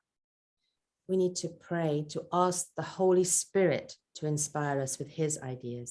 Először is imádkoznunk kell. Azért, hogy a Szentlélek legyen az, aki inspirál bennünket ötletekkel. Because God is wanting to work and inspire the hearts of those children and young people. Mert Isten készen áll arra, hogy ezeket a gyerekeket inspirálja. Csak mi is hozzá kell, hogy csatlakozzunk. We need to put children and teens at the center of how our church organizes itself and sees itself. A közepére kell tennünk a gyerekeinket annak, ahogyan a gyülekezetünk megszervezi önmagát, és ahogy a gyülekezetünk látni akarja önmagát. And to look at the children and teens through Jesus' eyes. És ez az kell, hogy nézz a gyerekedre, a tinédzseredre Jézus szemével. And think about how much he loves them. És tapasztald meg, gondold végig, hogy mennyire szereti őket. And how can we be a channel of his love into their life each Sabbath? És hogyan lehet a gyülekezet Isten szeretetének csatornája a gyerekeik számára minden szombaton? So we need to think differently about how we do the sermon. Ez azt is jelenti, hogy újra kell gondolnunk azt, ahogyan a prédikációról gondolkodunk. We need to let go of some of our rigid ideas about the service and think, what will really convey the message to children and young people as well as the adults? Néhány megcsontosodott gondolatunkat, elvünket el kell engednünk azért, hogy tényleg átmenjen az üzenet a legkisebbek felé is. I heard one person teaching pastors about preaching, and he said every sermon should be understandable by a 12-year-old. Hallottam egyszer valakit, aki egy igehirdetői képzést tartott lelkészeknek, és így összegezte, akkor jó a prédikációd, ha egy 12 éves megérti. So we need to think, what can we do with this topic? What is relevant to the children and young people too, and what can we do with it to make it interesting to them? Hogyan lehet ezt a témakört érdekessé és relevánsá tenni a tinédzserek, a gyerekek számára is? Hogyan tudok úgy fogalmazni, hogy ő is találva érezze magát általa? And they can help us. We don't have to do this on our own. They can help us do this work. És egyébként nem vagyunk magunkra hagyatva ebben a munkában, a gyerekek nagyszerű segítőink lehetnek ebben, ha bevonjuk őket. Particularly when we take the time to listen to them, to talk to them, to hear their ideas. Különösen, hogyha időt szánunk arra, hogy meghallgassuk őket, beszélgessünk velük, hogy megtudjuk, hogy bennük mi mozog. To discover what their gifts and talents are, because they have many gifts and talents, and use them. A gyerekeknek rengeteg képességük, lelki ajándékuk van, és alig várják, hogy használhassák ezeket. Vonjuk be ezeket. You know, you can even ask the quieter ones to write their ideas down for others to read. És nem mindenki szeret harsányan beleszólni a beszélgetésbe. A csendesebbeket kérd meg, hogy ők írják le az ötleteiket, és adják oda neked. Because some children are shy and they don't want to be in front of everybody. Vannak gyerekek, akik visszahúzódóbbak, nem akarják magukat nagyon látványosan középpontba állítani.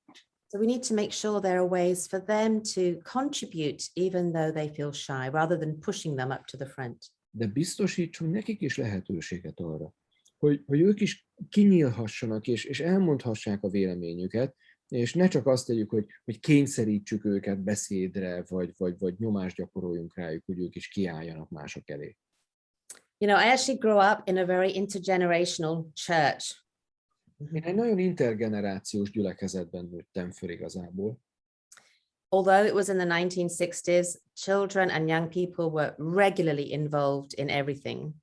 Noha ez az 1960-as években játszódott, a gyerekeket és fiatalokat rendszeresen bevonták mindenféle szolgálatba. And it's quite sad to see how few churches are as far ahead as my church was 60 years ago. És nagyon fájdalmas nekem azzal szembesülni, hogy mennyire kevés olyan haladó gyülekezet létezik, mint amilyen haladó az én gyülekezetem a 60-as években volt. And you might not believe it from where I am now, but I was such a shy child, I would hide in the toilet after church so people wouldn't speak to me. És nem fogjátok ma elképzelni rólam, de én annyira visszahúzódó tinédzser voltam, hogy prédikáció után azonnal futottam a WC-be elbújni, hogy ne kelljen senkivel beszélgetnem. But even when I was little, people realized that I liked to write. De már kiskoromban a gyülekezetben felfedezték, hogy én nagyon szeretek írni. And they would say, the theme next week is this, go home and write a poem about it. És oda jöttek hozzám gyakran, és azt mondták, hogy a jövő szombati témánk ez meg ez lesz. Most, amikor hazamész, írj erről kérlek egy verset. And then someone else could read it. If I felt really brave, I could just read it myself. És általában ezt valaki a következő szombaton felolvasta, vagy volt néhány alkalom, amikor nagyon-nagyon összeszedtem a bátorságomat, és én magam felolvastam. Or they would say, next week, the Bible story in the sermon will be this. Write this in your words, Karen. Olyan is volt, hogy valaki azt mondta, hogy a következő szombatra ezt meg ezt a történetet tervezem elmesélni, írd le ezt te a saját szavaiddal, Karen. And they used the musical skills of all the children in the worship regularly. És rendszeresen használták a gyerekek zenei képességeit is az istentiszteleten. It was a very wonderful church experience, and it's probably why I'm still here today. Ez egy gyönyörű, szép gyülekezeti tapasztalat volt, és én ennek tudom be azt, hogy én még mindig itt vagyok ebben az egyházban. But your young people, your teenagers, even the small children can make artwork or videos or take photographs, which you can blend into your service. Minden gyerek tud valamit tenni, amivel hozzájárulhat az istentisztelethez. Készíthet fotókat, készíthet PowerPoint-ot, készíthet valami illusztrációt, bármit, amit bevonhatsz és az istentisztelet részévé tehetsz.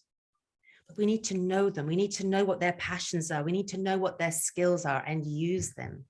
Tudnunk kell, hogy mi mozgatja őket, szenvedélyük, mit csinálnak szívesen, és ezt használjuk.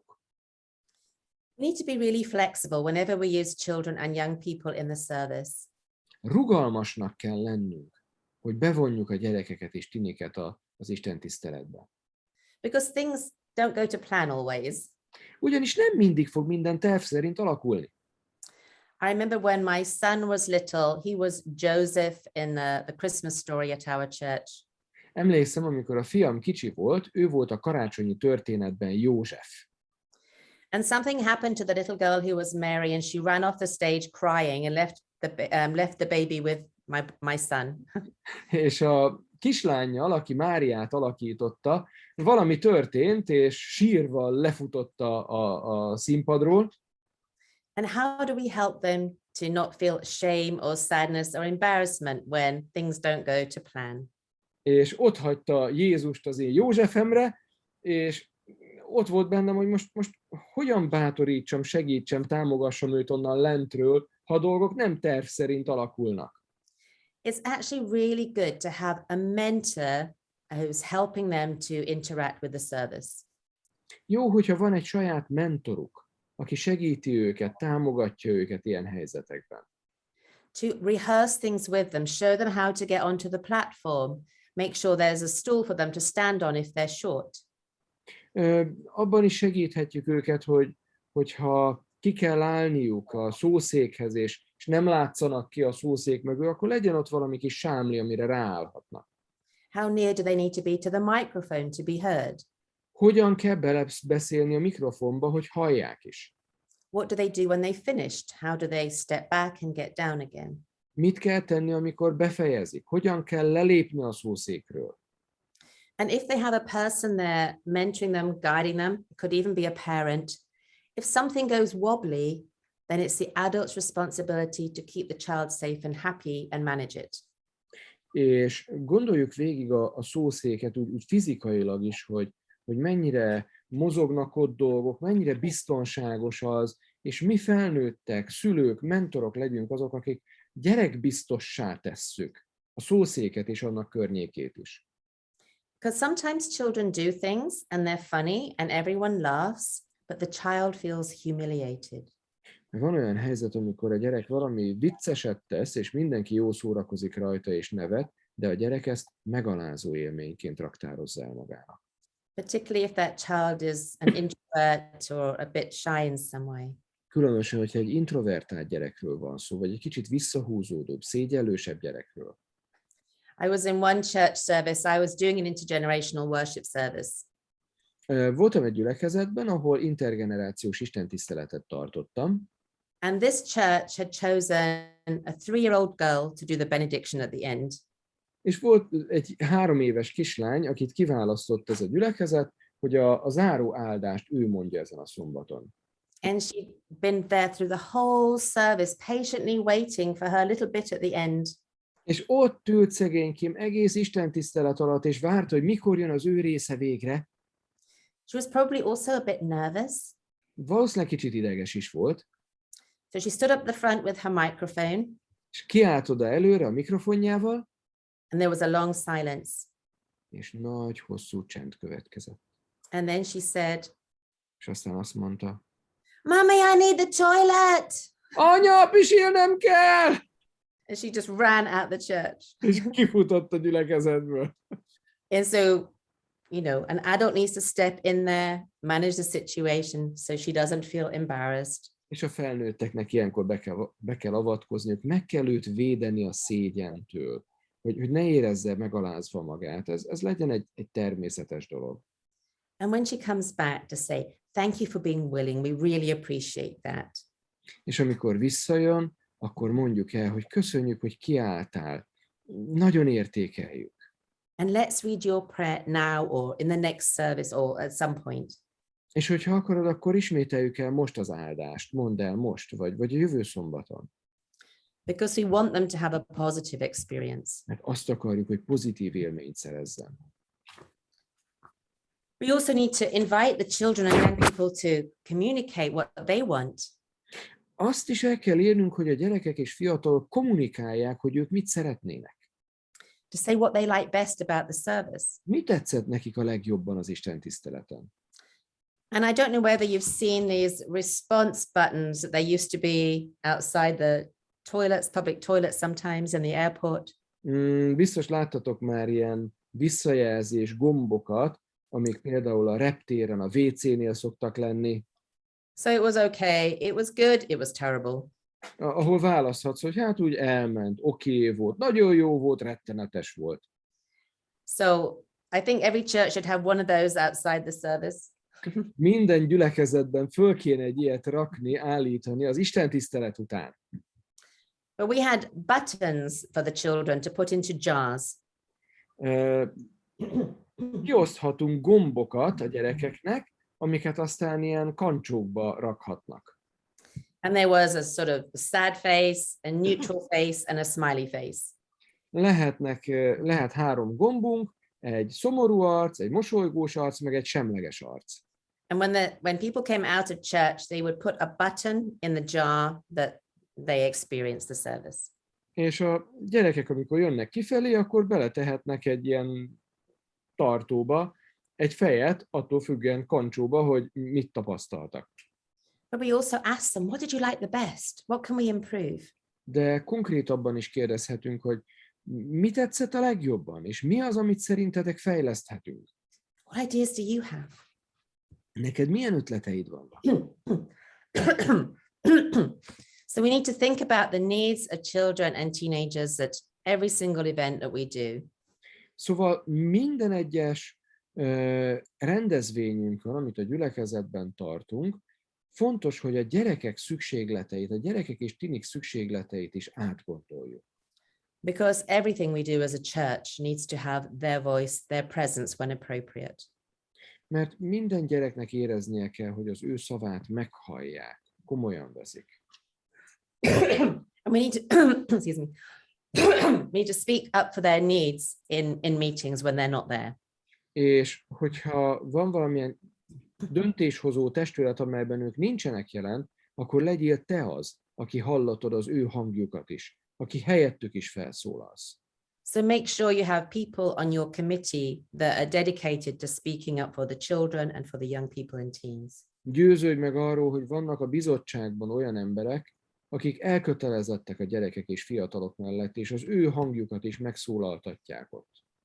And ask them about what the children or young people would say. Konkrétan kérdezd meg őket, hogy ehhez a témához a gyerekek és fiatalok mit szólnának.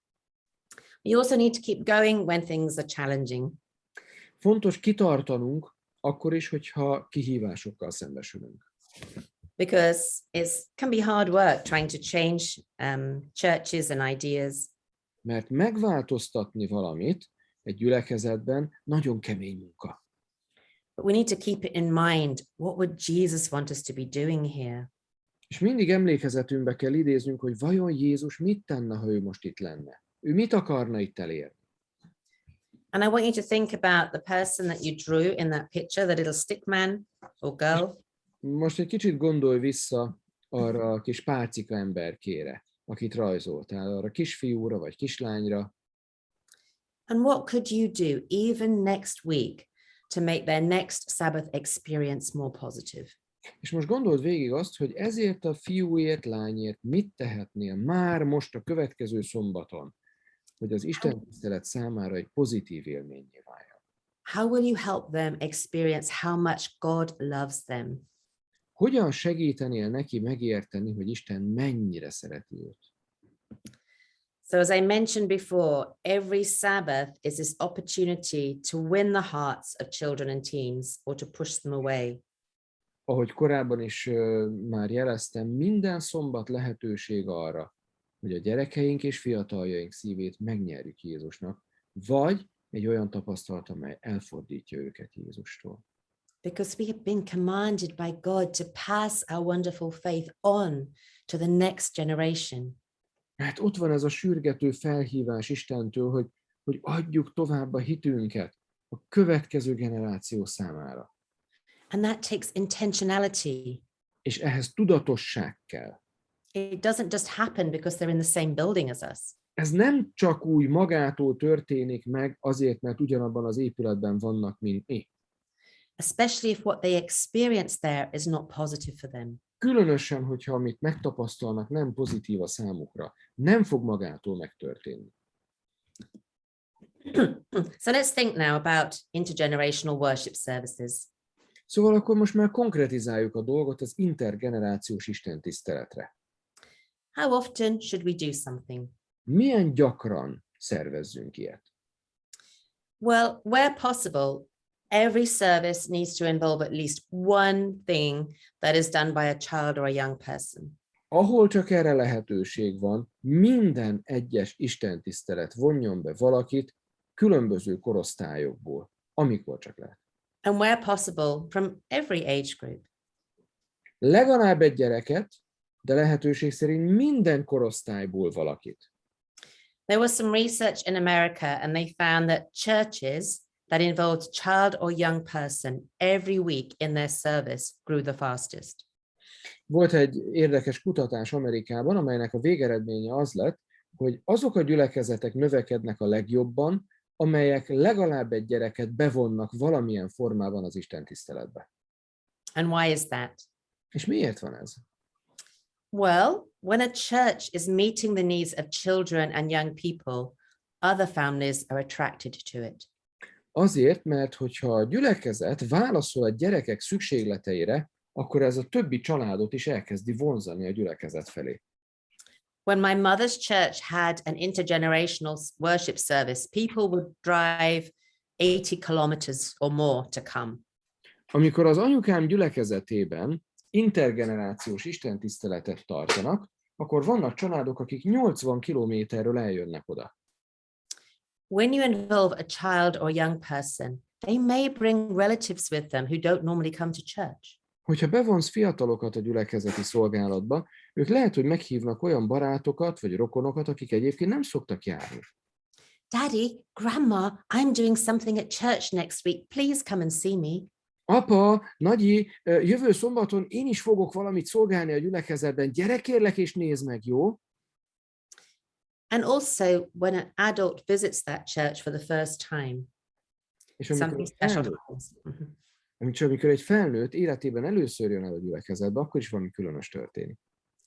Because when you go to a church where a child or young person is involved in the service, the visitor thinks, if they can do something here, I feel safe.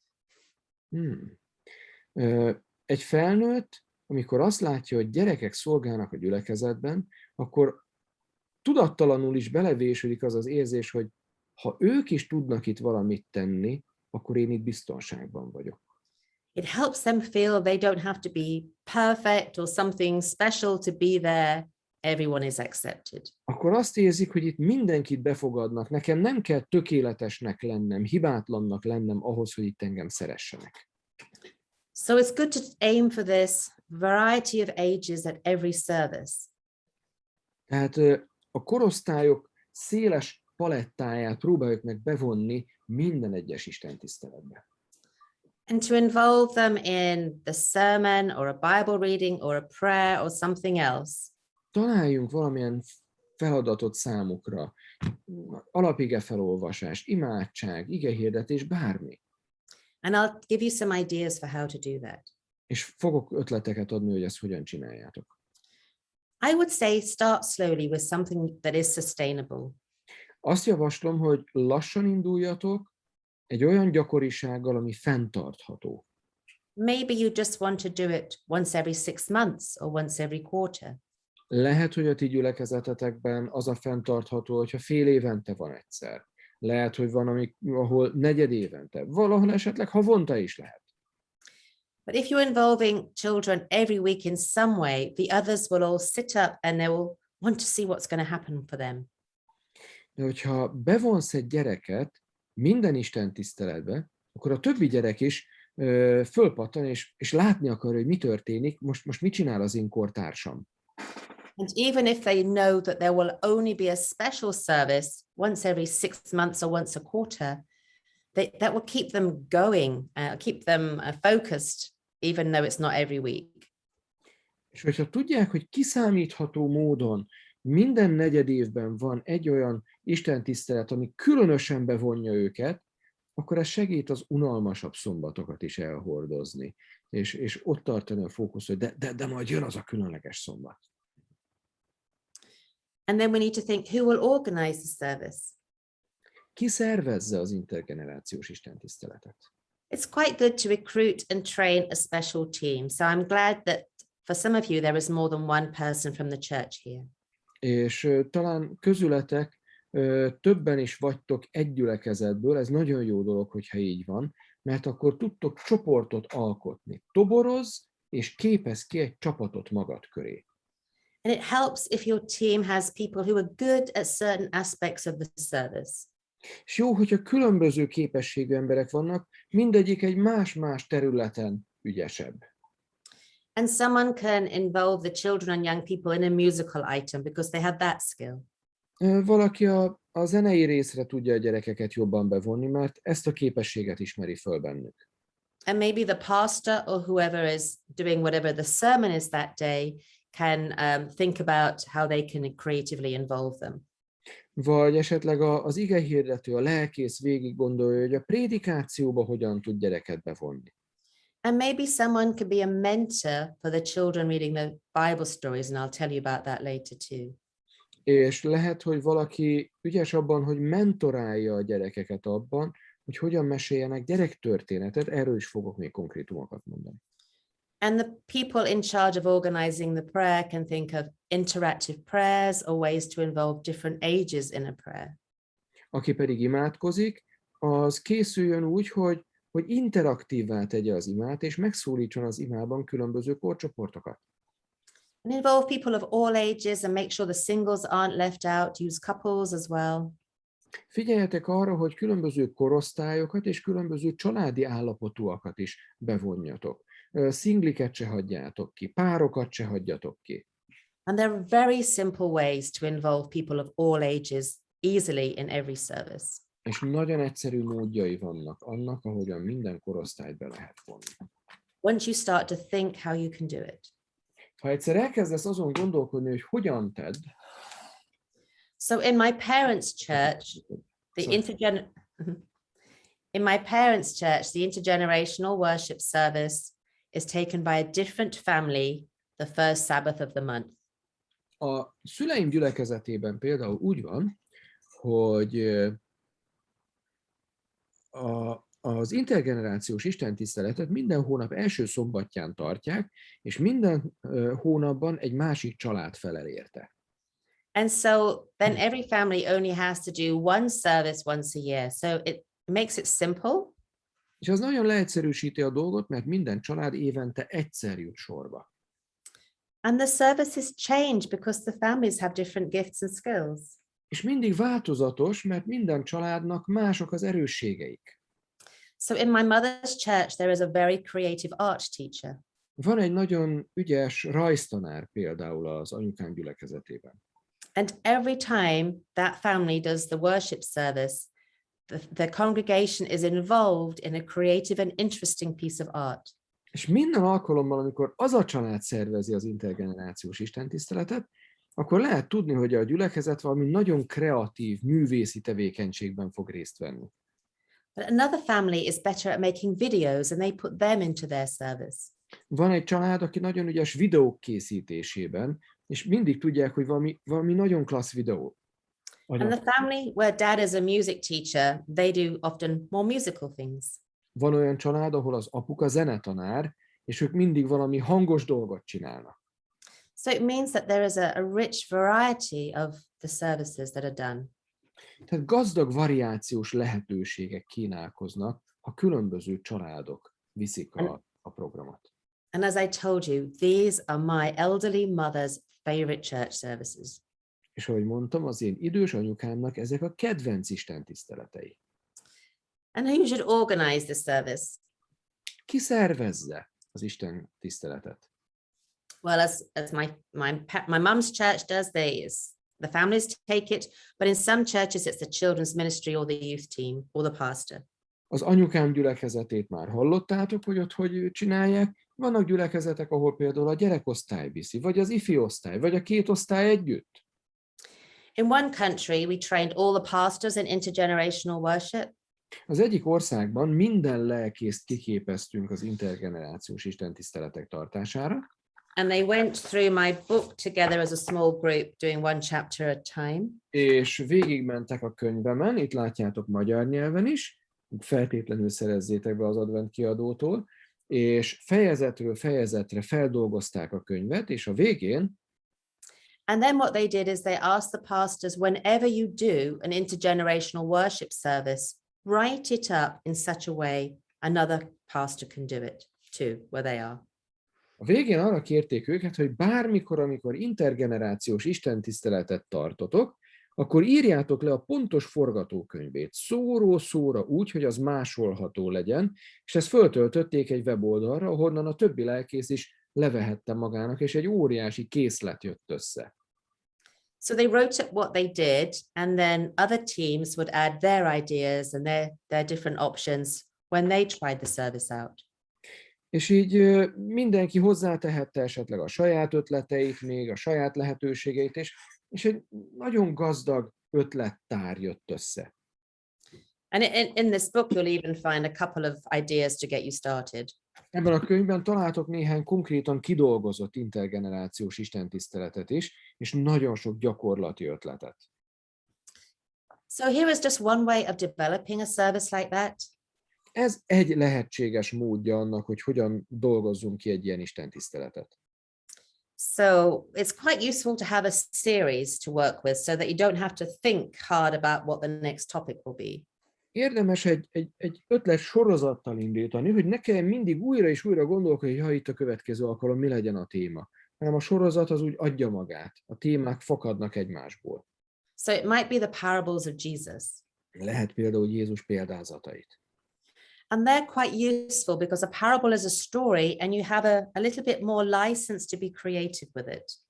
A példázatok azért is nagyon hálás területet jelentenek, mert ezek történetek, és egy kicsit könnyebb kreatívan hozzájuk állni, úgy kínálja magát, hogy kreatívan meséld el. And when I do an intergenerational worship service on a parable, I give the older people a list of quite challenging, reflective questions, so they can look at those if they want.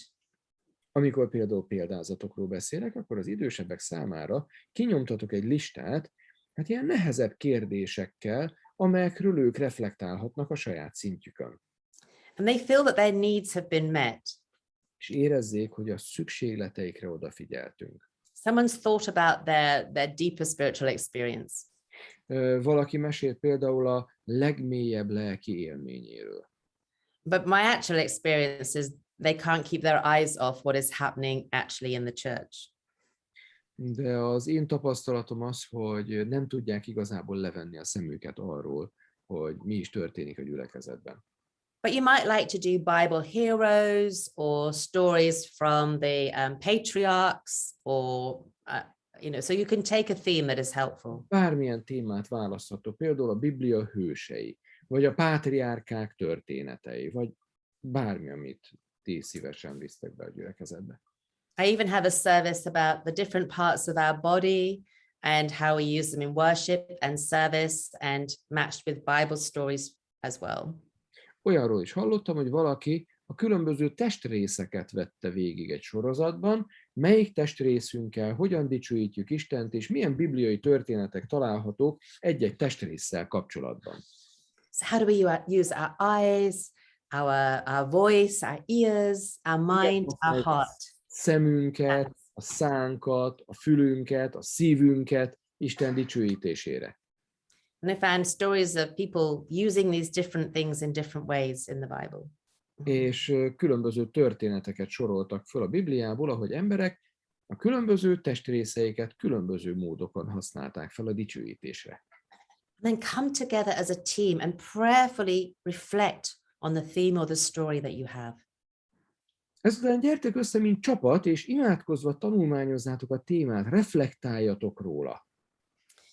And then explore and creatively apply what you're learning to everyday life so that it's relevant. Aztán pedig járjátok körbe, hogy mi az, amit ebből a mindennapi élet valóságára rá lehet vetíteni. Because the children and young people need to see that what you're saying is relevant to their life now. Hát a gyerekeknek és fiataloknak nagyon fontos látniuk, hogy az, amit most itt látnak, az, amiről itt hallanak, annak van köze a mindennapi élethez. And then you might like to think about how will they experience this with their eyes, with their hands, with their ears, even with their taste, and experience the story through their senses. Érdemes azt is végig gondolni, így végigvezetni az érzék szerveiden a történetet, hogy hogyan lehet ezt megtapasztalni látás útján, hallás, ízlelés, szaglás, tapintás útján. So this is something really important that I learned from another church. Ez egy fontos lecke, amit az egyik gyülekezettől tanultam. Make the most of every opportunity to help the children grow and be discipled. Hozd ki a legjobbat minden egyes alkalomból, ami a gyülekezetben szervezésre kerül, hogy a gyerekeket tanítvánnyá tedd. So rather than just handing the child a Bible reading on the Sabbath, Ahelyett, hogy csak egyszerűen kihívnád egy bibliai felolvasásra a gyereket szombaton, ami már önmagában is egy klassz dolog, you can make better use of that teachable moment by starting a month ahead. a tanítható pillanatokat sokkal hatékonyabbá teheted, ha már egy hónappal előre tervezel. And provide a safe mentor to help the child or young person explore the Bible passage with you. És például mellé állíthatsz egy biztonságos mentort, aki segíti őt megérteni a felolvasásra kerülő bibliaszöveget. Because through this, you can teach them how to read the story, learn about it, be thoughtful about it before they speak it out. Mert ezáltal megtanítod őt arra, hogy végig gondolja, hogy mit is jelent ez az ige, mielőtt nyilvánosan kiáll felolvasni. And it can be a really special experience for a person, a young person or child, one-on-one, to explore a passage of Bible with an adult. És egy gyerek számára egy nagyon különös élmény lehet a figyelemnek egy különös élmény, amikor valaki csak rá koncentrál, és szemtől szemben egy felnőttel végigmegy egy folyamaton. And then say, what will be the best way for us to convey this message to the congregation? És aztán megkérdezheti tőle, hogy szerinted mi lenne a legjobb módja annak, hogy ezt az üzenetet eljuttassuk a felnőtteknek a gyülekezetben. I'll tell you the story about a little boy. Mesélek egy történetet egy kisfiúról. He was given a Bible passage from Isaiah. Ézsaiás könyvéből kapott egy bibliaszöveget, And as he read the passage, he realized it was God speaking to his people. és amikor felolvasta, akkor úgy leesett neki, hogy hát itt Isten beszél a népéhez. And when the mentor said, so how do you want to present this to the church? És akkor a mentor megkérdezte tőle, hogy és ezt hogy akarod bemutatni a gyülekezetnek? He said, these are the words of God. És a kisgyerek azt mondta, hát ezek Isten szavai? I need to look like God. Nekem úgy kellene akkor kinéznem, mint ahogy Isten kinéz, amikor ezt felolvasom. So the mentor says, well, when you think about God, what does he look like? Na jó, de hogyha te Istenre gondolsz, akkor szerinted ő hogy néz ki? So this wasn't an Adventist child. Nem egy adventista gyerek volt. He said, well, he'll be dripping in jewels and gold. Hát szerintem tele van ékszerekkel, arany, meg drága kövek, meg ilyenekkel van kirakva. Like this magnificent king. Olyan, mint egy ilyen dicsőséges nagy király. So I need to find all this gold and just like put it all over me. Rengeteg aranyat kell találnom, és mind magamra aggatom. And then he read on a bit more. Aztán egy kicsit tovább olvasott. And towards the end it said, I am speaking, I am your creator. És a végén azt írja, hogy én mondom ezt neked, én a te teremtőd. I am speaking from the creator God. Itt a teremtő Istenről van szó.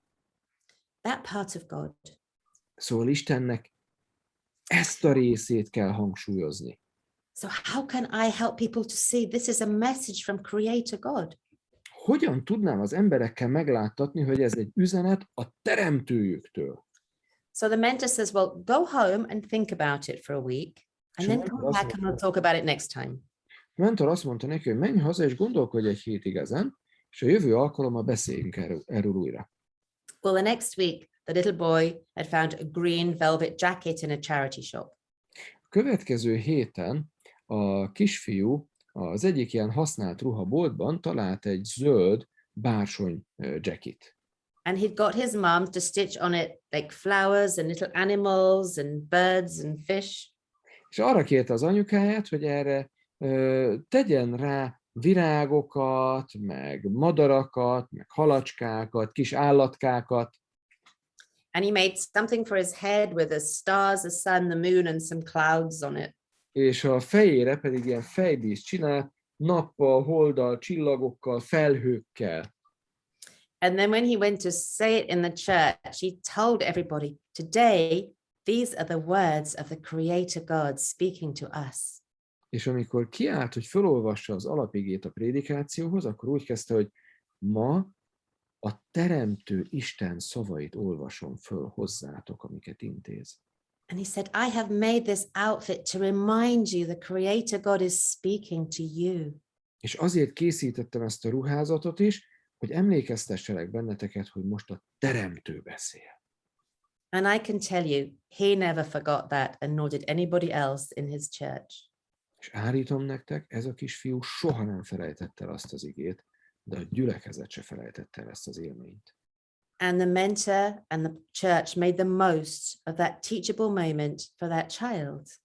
És a taníthatósági pillanatból, a tanításra alkalmas pillanatból ez a mentor és ez a gyülekezet kihozta a legtöbbet. But another child or a teenager might want to make a series of photographs of nature to go behind a psalm. De talán egy másik fiatal vagy gyülekezet egy fotósorozatból látná a legjobban a teremtőt. Or to make a drawing that illustrates the message in some way. Vagy rajzol valamit, ami illusztrálja az üzenetet. And what would happen if it wasn't just the children that presented scripture this way, but the adults were more thoughtful too? Vagy mi lenne akkor, hogyha nem csak a gyerekek csinálnának kreatív dolgokat, hanem néha felnőttek is egy kicsit kilépnének ebből a kényelmes övezetből.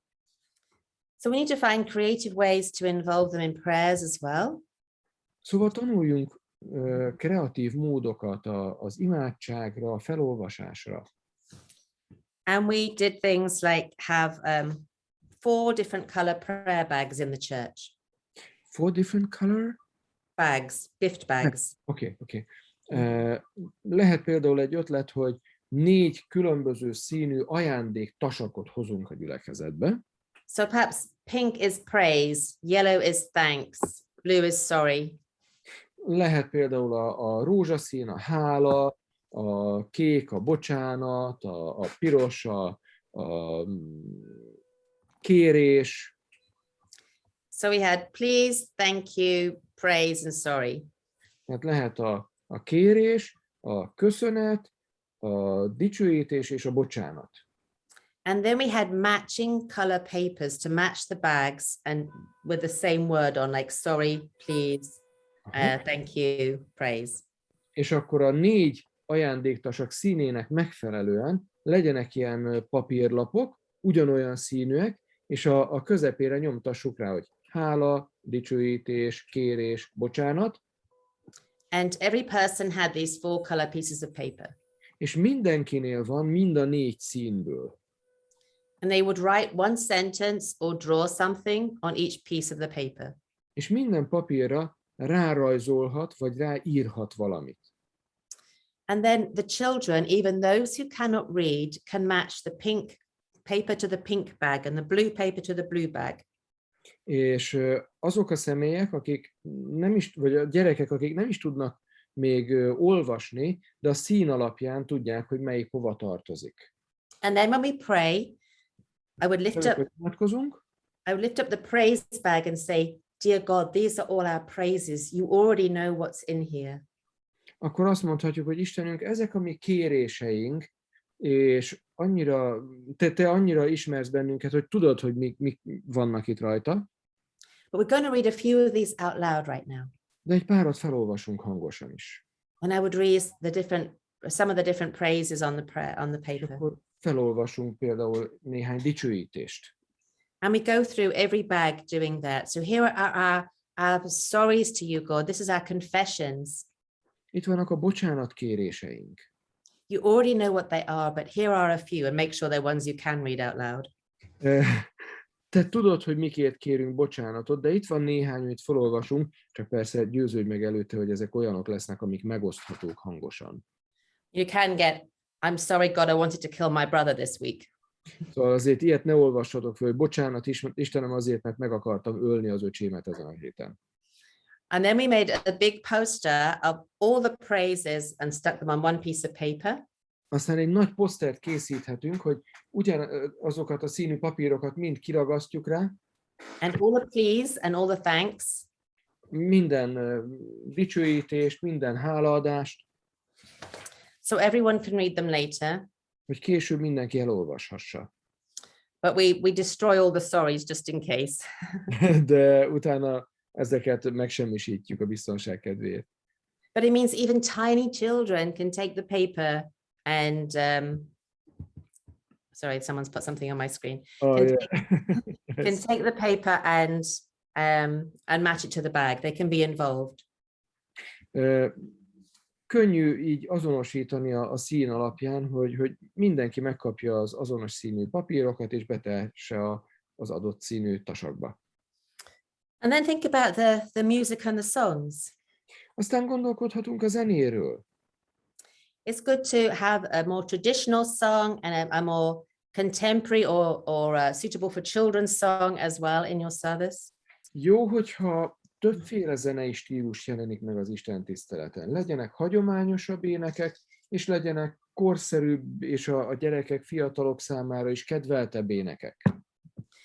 And you can do something as simple as inviting people of different ages to choose the song on a theme and say why they chose it.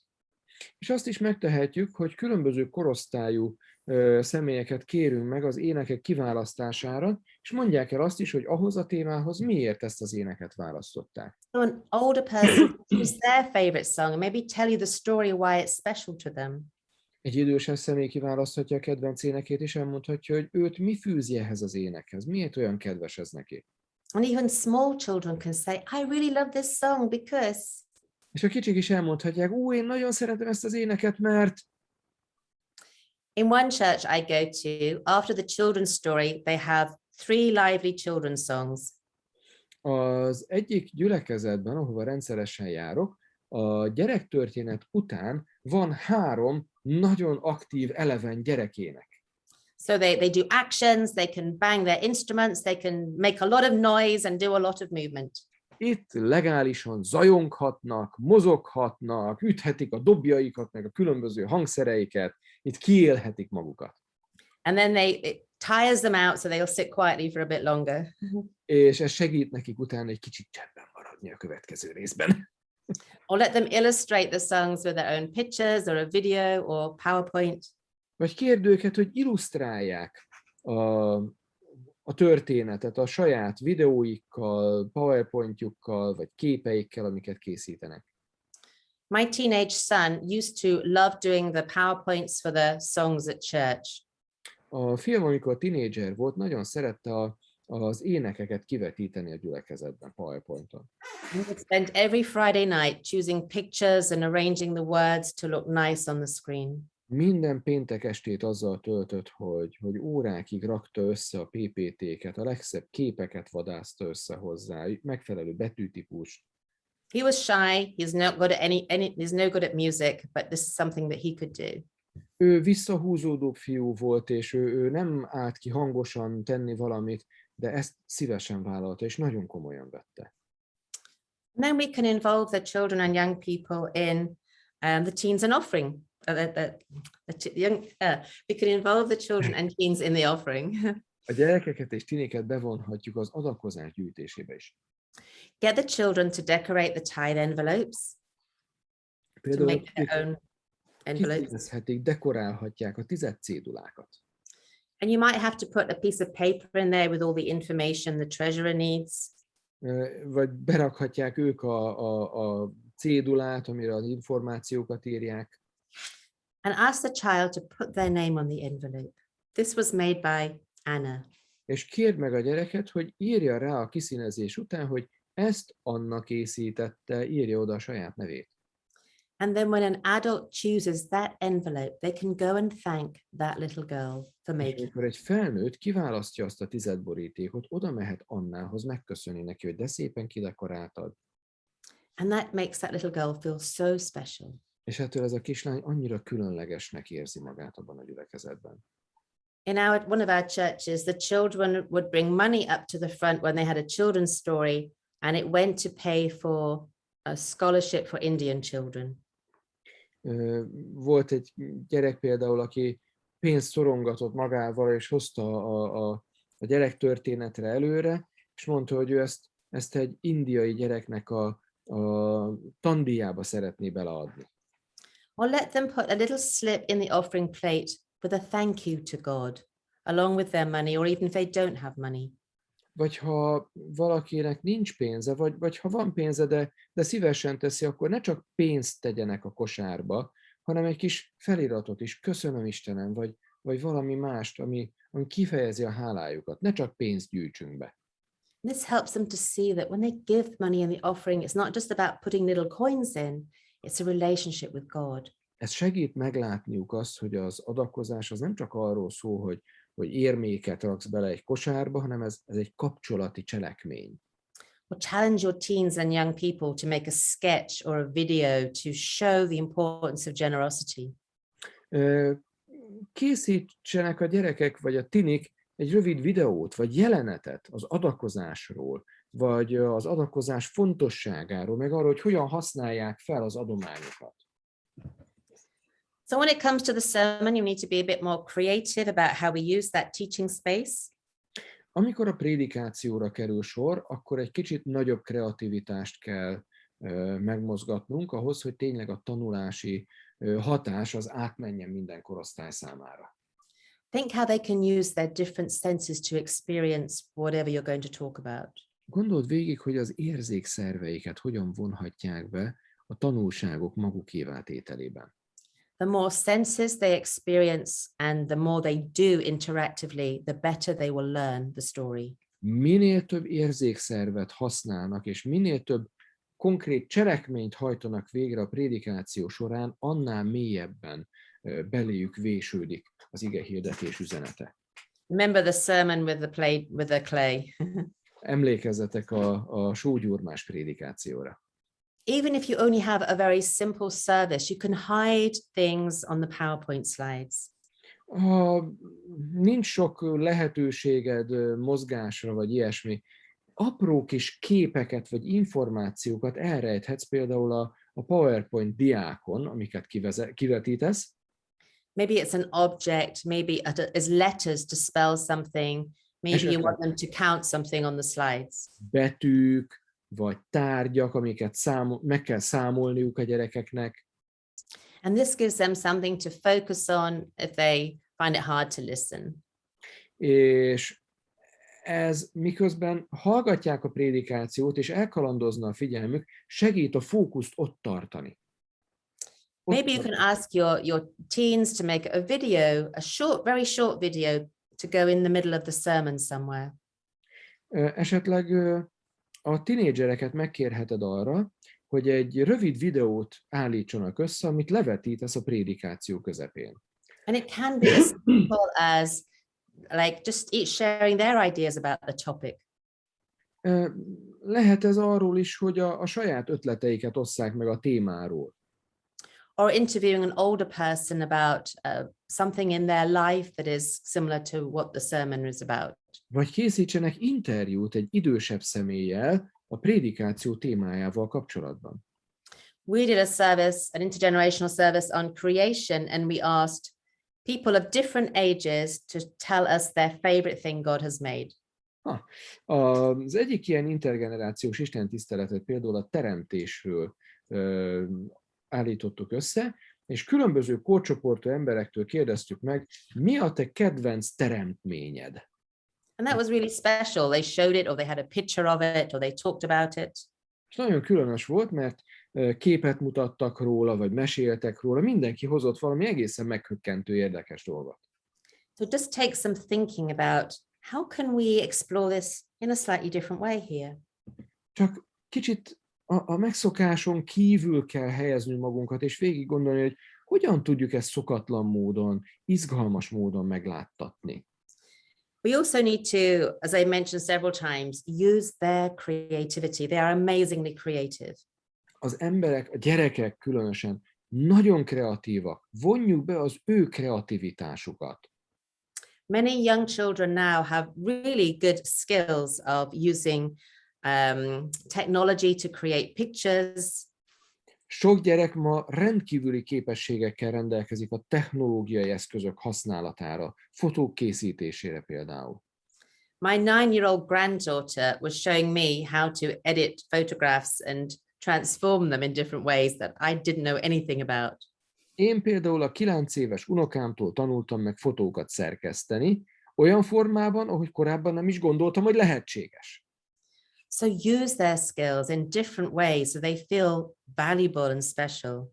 Szóval használjátok az ő képességeiket, és segítsétek őket értékesnek érezni magukat a gyülekezetben. In one of our churches, the children draw a picture every week about what the sermon means to them. Az egyik gyülekezetben például a gyerekek minden istentisztelet végén egy képet rajzoltak arról, hogy mit jelentett nekik ez az istentisztelet. And someone turns them into a PowerPoint show for the following week. És aztán van valaki, akinek az a megbízatása, hogy minden héten feldolgozza ezt egy PowerPoint prezentáció formájában, és a következő szombaton levetítik. Okay, we're going to have a short break now, just for 5 minutes, Most egy 5 perces szünet következik. so that you can run around and wake Kicsit up your brain mozogtassatok, kicsit fölébredhessetek, felfrissítsétek az elméteket. or put your oven on. Vagy egy banánt. And I'll see you in 5 minutes. Oké. 5 perc múlva találkozunk.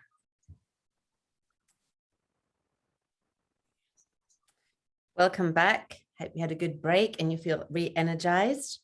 Isten hozott benneteket újra, remélem, hogy a szünet egy kicsit újra feltöltött energiával benneteket. So we're going to look at why we need some different models for intergenerational worship, because there's different ways to do it. Azt nézzük meg most, hogy miért van szükségünk különböző modellekre az intergenerációs istentisztelethez. Well, it's because we're all at different stages in our worship journey, and every church is open to different sorts of ideas. Az istentisztelet megélésének különböző szintjein mozognak a gyülekezeteink, és mindenki más-más dolgok befogadására nyitott. And some people and some churches struggle with too much change, so it's good to go slowly. Vannak gyülekezetek, ahol nagyon nehéz változtatni, ott lassabban lehet haladni. And it's good to have some different ideas to give us a roadmap towards what we might want to do. És jó, hogyha egyfajta térképpel rendelkezünk arról, hogy hova szeretnénk eljutni. And it's good to have a range of options for different sorts of contexts, like a camp or a retreat or a church service. Jó, hogyha vannak különböző lehetőségeink, amelyekből választhatunk különböző alkalmakra, mint például egy tábor, mint például egy ilyen hétvégi elvonulás, amikor elvonulunk mondjuk egy szállodába, vagy konkrétan a gyülekezeti használatra. At the most basic level, if all you do is creatively involve a teen or a young person or a child every week, you're doing something good. De az alap, a mondhatni kötelező minimum, az az, hogy egy gyereket vagy tinédzsert minden héten legalább vonjunk be az istentiszteletbe. And then it's even better if you are mentoring that child or young person into whatever they are doing, so it's more of a teaching experience too. Ennél még jobb az, hogyha a gyerekeket mentoráljuk, képezzük arra, hogy jelentős módon tegyenek hozzá valamit az istentisztelethez, ne csak úgy statisztának érezzék magukat. And the next level is a carefully planned intergenerational worship service, which can be quite simple, but can be quite complex, so you can choose your level. A következő szint már egy haladóbb szint, amikor egy gondosan megtervezett intergenerációs istentiszteletet szervezünk, ami lehet egyszerűbb és lehet nagyon komplex is. Then I'll tell you about flow church, which is quite unusual, and it's kind of a mix and match way of doing church. Az áramló gyülekezetről hadd meséljek egy kicsit, ami egy ilyen szedd és edd típusú gyülekezet. Erről még nem sokat tudunk. And then I think you know about messy church already, so that's another kind of way of doing intergenerational church. A teszvesz gyülekezetet már jól ismeritek, ez is egy fajtája az intergenerációs istentiszteletnek. And there's a new church forming called outdoor church. És van egy újfajta istentiszteleti élmény is, a kültéri gyülekezet. And they will meet in parks and outdoor places, so they are distanced, and all the worship experiences take place outside.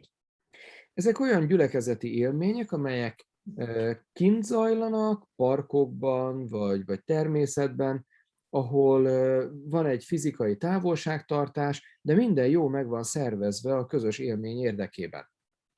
So as we mentioned before, the basic level is making sure you involve at least one child or teen every week. Tehát, ahogy mondtam is, az alap, a kötelező minimum, hogy legalább egy gyereket, tinédzsert vonjunk be minden héten az istentiszteletbe. And even that can help your church to grow and be a more interesting place for children and young people. Már ez is segítheti a gyülekezet növekedését, és a gyülekezetet egy érdekes hely, egy izgalmas helyé teheti a fiatalok számára. And then we talked about how to mentor a child to tell the scripture reading or do anything else in the church. Meséltem már arról is, hogy hogyan mentoráljuk a gyerekeket arra, hogy az alapigét felolvassák, vagy bármilyen más megszólalással járó szolgálatot végezzenek a gyülekezetükben. But I will add here, when you're using the Bible in intergenerational worship, try and use a translation the children understand. És itt szeretném hangsúlyozni, hogy ha a Bibliát használjuk, akkor olyan fordítást használjunk, amit a gyerek megért. I grew up with some very odd ideas about God and theology from the traditional King James version in my country. Az én kultúrámban, az én országomban nagyon fura hagyományok között nőttem fel, ahol azt gondolták, hogy csak a régi fordítás lehet jó fordítás. Because the words had a very different meaning in my culture than it did in the 1500s. És az én felnövekedésem idejében azoknak a szavaknak már egészen más volt a jelentősége, mint az 1500-as években, amikor az a fordítás készült, de nekem azt kellett olvasnom. And then there's the intergenerational worship service where you try to involve all ages and every part of the service somehow.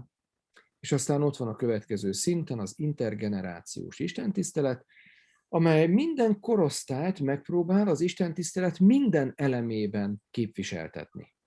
So whatever the sermon teaching time is done in a creative, interactive way. Tehát a prédikáció is interaktív módon zajlik. Sometimes it's as simple as getting the children to do an action or a sound, certain words that you might say. Néha nagyon egyszerű a feladat, a gyerekek egy bizonyos fajta zajt keltsenek a prédikáció alátámasztására, vagy valamilyen közös tevékenységet, mozgást végezzenek.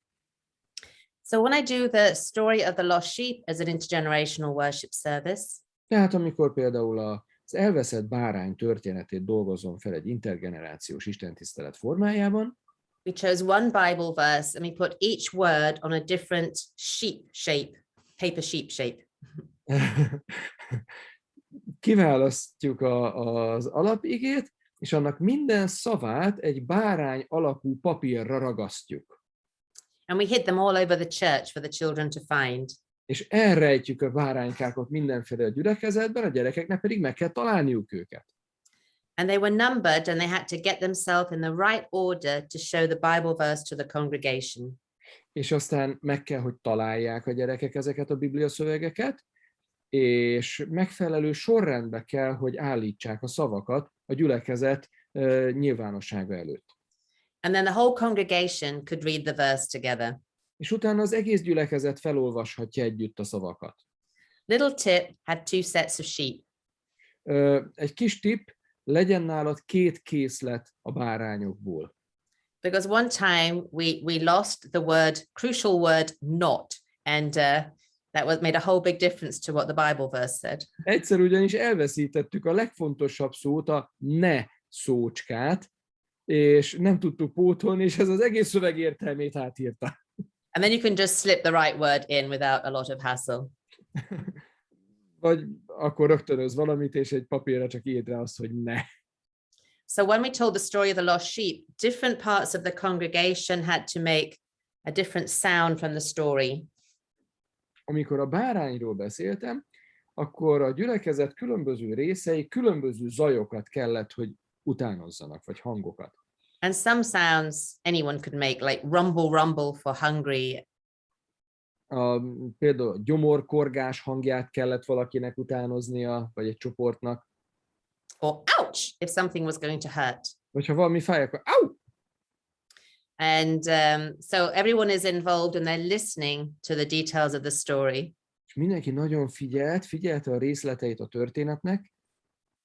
And for the prayer, we had made a little a box with green in the bottom of it and make it like a sheep field. És fogtunk egy dobozt, amit ilyen terepasztalszerűen berendeztünk legelőként. And people put the names on little sheep shapes of people they were praying for that were lost and they wanted to find. És emberek ilyen kis bárányka alakú papírokra ráírták azoknak a személyeknek a nevét, akik elveszett bárányok, és akikért imádkoznak, hogy visszataláljanak a pásztorhoz. And all the children decorated envelopes. They drew different sheep on them for the collection. A gyerekek pedig az adakozáshoz különböző borítékokra bárány mintázatokat rajzoltak, és így dekorálták az adománygyűjtő borítékokat azon a szombaton. And the children collected all those and put them in the same sheep field. Ja, a bárányokat gyűjtötték, nem az adományokat. A bárányokat gyűjtötték össze, és rakták ki erre a legelőre. And at the end, the whole congregation made a sheepfold of holding their hands around all the children and young people, and we prayed for them that they wouldn't be lost. Utána pedig a gyülekezet felállt, és egy karámot alkotott, egymás kezét megfogva a gyerekek körül, azért, hogy a gyerekek, mint bárányok, el ne vesszenek a gyülekezetből, és így együtt imádkoztak értük. So we used the theme of the lost sheep and thought about every main aspect of the service. Tehát fogtuk a báránynak a témáját, és az istentiszteletnek minden fontos aspektusát végig gondoltuk ennek mintájára. Now, flow church is quite unusual, but I really like this kind of church. Az áramló gyülekezet, vagy flow gyülekezet egy elég szokatlan dolog, de nekem nagyon tetszik ez a hozzáállás. So it's in a big room with maybe, I don't know, 7 to 10 stations around it. Van egy terem, és ebben a teremben 7-8 állomás van felállítva. And so everyone comes together in the middle for a welcome, prayer, a song. És mindenki a középen összegyűlik egy kezdőimára, vagy egy énekre. And the theme is introduced. És a témát ekkor mutatják be. So maybe it's the lost sheep. Lehet ez mondjuk az elveszett bárány. And one station would be making a sheep out of something. És akkor az egyik állomás helyen egy bárányt kell kiábrázolni valamiből. Another station was a creative prayer activity using sheep. A másik állomás helyen egy kreatív ima élmény van a bárányokkal kapcsolatban. There was a place where children could do an interactive story about sheep from the Bible. A harmadik állomás, ahol a gyerekek eljátszanak maguk egy történetet a bárányról. And then there was a game for older children where they had to blow sheep. There were little cotton wool balls, and they had to blow them into the sheepfold. Aha, és aztán volt egy olyan állomás, a nagyobbak élvezték különösen, ahol ilyen kis vatta pamacsokat kellett így csapatmunkával összefújkálni szívószálon keresztül bárányformára. There's another area with questions that people can discuss in pairs. Aztán egy következő állomáson kérdéseket lehet húzni, amelyeket párokban megbeszélhetnek emberek. And if people don't want to go to the stations, they can just sit in their seats and there's something to read. És van olyan is, aki nem akar végigmenni minden állomáson, annak van egy hely, ahol leülhet, és csak úgy olvashat csendben magában valamit a témával kapcsolatban. So the service has maybe 3 breaks where people can go and choose one of these different things, 3 to 5 breaks. Van 3-5 szünet, amikor az emberek válthatnak állomást, és az a cél, hogy minél több állomást megtapasztaljanak ezek közül. So after the first time when they go and choose something, they come back and there might be a short, very short devotional thought sermon type thing. Amikor az első ilyen kör megvolt, akkor visszajönnek, és egy rövid kis áhított típusú igehirdetés van, 5 perc. Or maybe the scripture reading is there. Vagy egyszerűen csak ott felolvassák az igét. And another song and a longer prayer perhaps. Esetleg még hozzátesznek egy éneket és egy imádságot. Then people go to the stations and have another choice for 5 minutes. Aztán emberek visszamennek az állomásokra, egy új állomást keresnek maguknak. And they come back and do a bit more worship and do another one. So they do 3 or 4, which whatever works for the service. 3, 4, 5 ilyen kört tesznek, ami a legjobban működik a létszámnak, meg a gyülekezetnek megfelelően. And it's okay to do the same thing 2 or 3 times if you like it. You can just choose. Lehet ugyanarra az állomásra is visszamenni 3-szor is, ha valakinek úgy tetszik, megvan benne a választás szabadsága. And I quite like this because then the choices are the person's choices, what they want to experience in their worship time. És ezt azért szeretem, mert az emberek maguk eldönthetik, hogy ők mivel akarnak foglalkozni az istentisztelet ideje alatt. And you can just make each table, each time, responsibility of one person who does a creative prayer or a craft or something else. És minden állomás helyett egy emberre rábízhatsz, aki felel azért az állomásért, és ő állítja össze a kreatív imát, vagy a kézműves foglalkozást, és így mindjárt megoszlanak a feladatok. And they don't have to interact very much once they have the theme for the week. Nem kell túl sokat egyeztetni egymással, ha már a téma megvan, mert mindenki a saját állomásáért felel. And this can also work well at a youth retreat or a camp because there's a lot of movement and ideas, different things to do. Ez egy táborban is rendkívül jól működhet, vagy egy ilyen elvonuláson, mert hogy mozgalmas és kitölti a teret. I won't say too much about Messy Church because I think you already do this, right? You know about Messy Church. Teszvesz gyülekezetről túl sokat nem akarok mesélni, mert úgy tudom, hogy ezt már csináljátok. Dóri, hozzászólsz 1-2 szót, hogy igen? Yeah? Hányan? You Yes, we're doing it, but I'm looking at my wife because she's the organizer of that. Igen, van több gyülekezet is, akik csinálják, de biztos vannak olyanok is, akik még nem hallottak róla, úgyhogy én megkérném Kerent, hogy röviden mutassa be a tesztesz gyülekezetet is. There is a number of churches who are doing Messy Church, but I think there are still some churches who are not so familiar with the idea. So if you say just a few words about that, then I'm very thankful for that. Okay. So this is a way to reach families in the community. Ez egy olyan mód, ahogyan a szélesebb lakóközösségben lévő, tehát a településen élő családokat megszólíthatjuk. And you invite them to the church and you have a lively worship and Bible story experience. Meghívjuk őket a gyülekezetbe azért, hogy egy ilyen eleven élményt adjunk nekik a bibliai történettel kapcsolatban. And they come as a whole family or with at least one parent or a grandparent so that there's intergenerational worship in the family. Az egész családot várjuk ide, vagy a gyereket legalább egy nagyszülővel. A feltétel az, hogy egy felnőttnek legalább ott kell lennie, így az intergenerációs jelleg biztosítva van. And the idea is that the families who come will get to know the church families and they will eat together as well as make crafts together. És fontos része az, hogy a gyülekezeti családok találkozzanak a nem gyülekezeti családokkal, és közben együtt étkeznek, együtt barkácsolnak. And the children have all sorts of crafts or maybe food crafts that they can do to experience the Bible story. És a bibliai történettel kapcsolatban vannak különböző kézműves állomások korosztályonként, és az közös étkezés az egy nagyon fontos része ennek.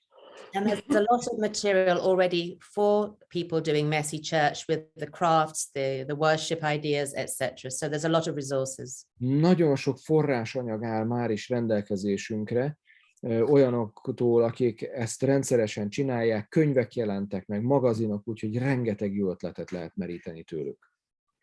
But also, I think you have translated in your language some of my worship and prayer creative activity books. Az én könyveimből is úgy tudom, hogy jó néhány le van fordítva magyarra, And these can also inspire your intergenerational worships. és ezek is inspirálhatják az intergenerációs istentiszteleteket. Használjátok őket ötlettárként. Because you can get a creative prayer idea from there, or you can use a family worship concept and build it into a church worship. Foghattok például egy családi áhítat ötletet, és átfogalmazhatjátok istentiszteletté, vagy bevonhatjátok az istentisztelet keretébe a kreatív ima ötleteimet. 100 darab van belőle a könyvben. And then this church outside. És aztán a kültéri gyülekezet. And it takes place in nature, and you can do more active things and interact with nature as well as part of the worship. Ez pedig kint van, egy kültéri helyen, ahol a természetet felfedezhetjük, a természet tanulságait beépíthetjük az istentisztelet keretébe. So we've done walks through woods where there's different stations to experience different parts of a Bible story. Például lehet ez egy erdei séta, ahol különböző állomásokon különböző részeit tapasztaljuk meg a valóságban is a bibliai történetnek. We also have a huge parachute that we use to tell Bible stories and sing and do activities together with children. Van egy nagy ejtőernyő például, amibe belebújunk, és megtapasztaljuk a Biblia történetnek a különböző aspektusait benne. So we might use it to sing an action song, and we move with the parachute and lift it up and down. Lehet olyan mozgásos ének, amit énekelünk, és közben mindannyian ott vagyunk az ejtőernyő alatt, és emelgetjük le föl. Or we might tell the story of Jesus calming the storm and using the parachute to make the water be more violent. Vagy mesélünk a történetről, amikor Jézus elcsendesítette a tengert, és mozgatjuk, rázzuk ezt az ejtőernyőt, hogy a hullámokat imitáljuk vele. And we use a little sponge to make a boat shape. Foghatunk egy kis szivacsot, és beletehetjük a közepébe az ejtőernyőnek, mint egy csónak, ahogy rázkódik a hatalmas hullámokon. And then when Jesus says, peace be still, we pull it tight and it goes really still. És amikor Jézus azt mondja, hogy csendesedj el, akkor kifeszítjük a vászont, és akkor úgy kisimul a víztükör. You can get a huge colorful parachute for 30 children or so. Lehet venni ilyen óriási nagy ejtőernyővásznakat, amit 30 gyerek is meg tud egyszerre fogni. And I have done a whole interactive service around a parachute. Egy egész interaktív istentiszteletet fölépítettem egy ilyen ejtőernyő köré. With prayers and songs and a story and games. Imával, játékokkal, történettel, énekkel, mindennel együtt. And the other children in the park want to come and see what's happening. They want to hold the parachute and join in. Az a szép, hogy a parkban sétáló többi gyerek meglátja, és vonzódik oda, mint a mágneshez. Ők is meg akarják fogni, ők is látni akarják, ők is részei akarnak lenni. And the parents are watching, and so you can teach them too. És a szülők nézik, hogy mi ez, és így fölkelti a kíváncsiságukat. We even did an outdoor church where every family had half an hour to make a Bible scene from things they could find in the woods. Tartottunk olyan kültéri istentiszteletet is, ahol minden családnak fél óra állt a rendelkezésre ahhoz, hogy egy bibliai jelenetet állítson össze azokból az eszközökből, amiket az erdőben találtak. And then everyone had to go around and guess what everyone's stories were. És mindenki azután végigment minden történeten, és minden család előadta a sajátját. And that was good fun too. So, Munka volt. I wonder what new possibilities have occurred to you and where you think your church could start. Milyen új lehetőségek jutottak eszedbe a workshop alatt, és mi újat tanultál? And where are you right now? És hol vagy most? Where is your church on this journey towards intergenerational worship? Hol tart a te gyülekezeted az intergenerációs istentisztelet felé vezető úton? Where would you like your church to be in a year's time? Hol szeretnéd, hogy a gyülekezeted tartson egy év múlva? And what will you need to do? What steps will you take to get from where you are now to where you really want to be? Mi kellene ahhoz, hogy motiválni tud a gyülekezetet arról a pontról, ahol most van, oda, ahol szeretnéd, hogy egy év múlva tartson? We had an experience where 2 boys changed a church overnight. Volt egy olyan élményünk, amikor 2 fiú egy éjszaka alatt megváltoztatta a gyülekezetet. They came as a non-Adventist family to a family camp. Egy adventista családi táborba jöttek el, nem adventista háttérről. And their parents didn't really want to go to the worships. És a szülők nem igazán akartak részt venni az istentiszteleten. But the children went with the pastor who'd invited them to come along. De végül is a gyerekek eljöttek, és a lelkész hívására a szülők is benéztek. And at that camp, we were leading the worships, and we lead a worship, which means the families keep coming together to do things as a family. És az egész tábor úgy volt fölépítve, hogy a családok tesznek valamit a családokért.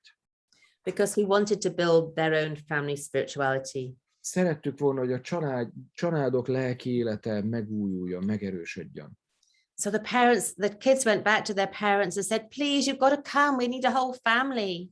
És a gyerekek unszolták a szüleiket, léci, gyertek, már az egész családnak részt kell vennie, különben mi sem mehetünk. So the parents were like, okay, I guess we've got to. Ó, menjünk, na. But they really enjoyed it. És aztán nagyon élvezték.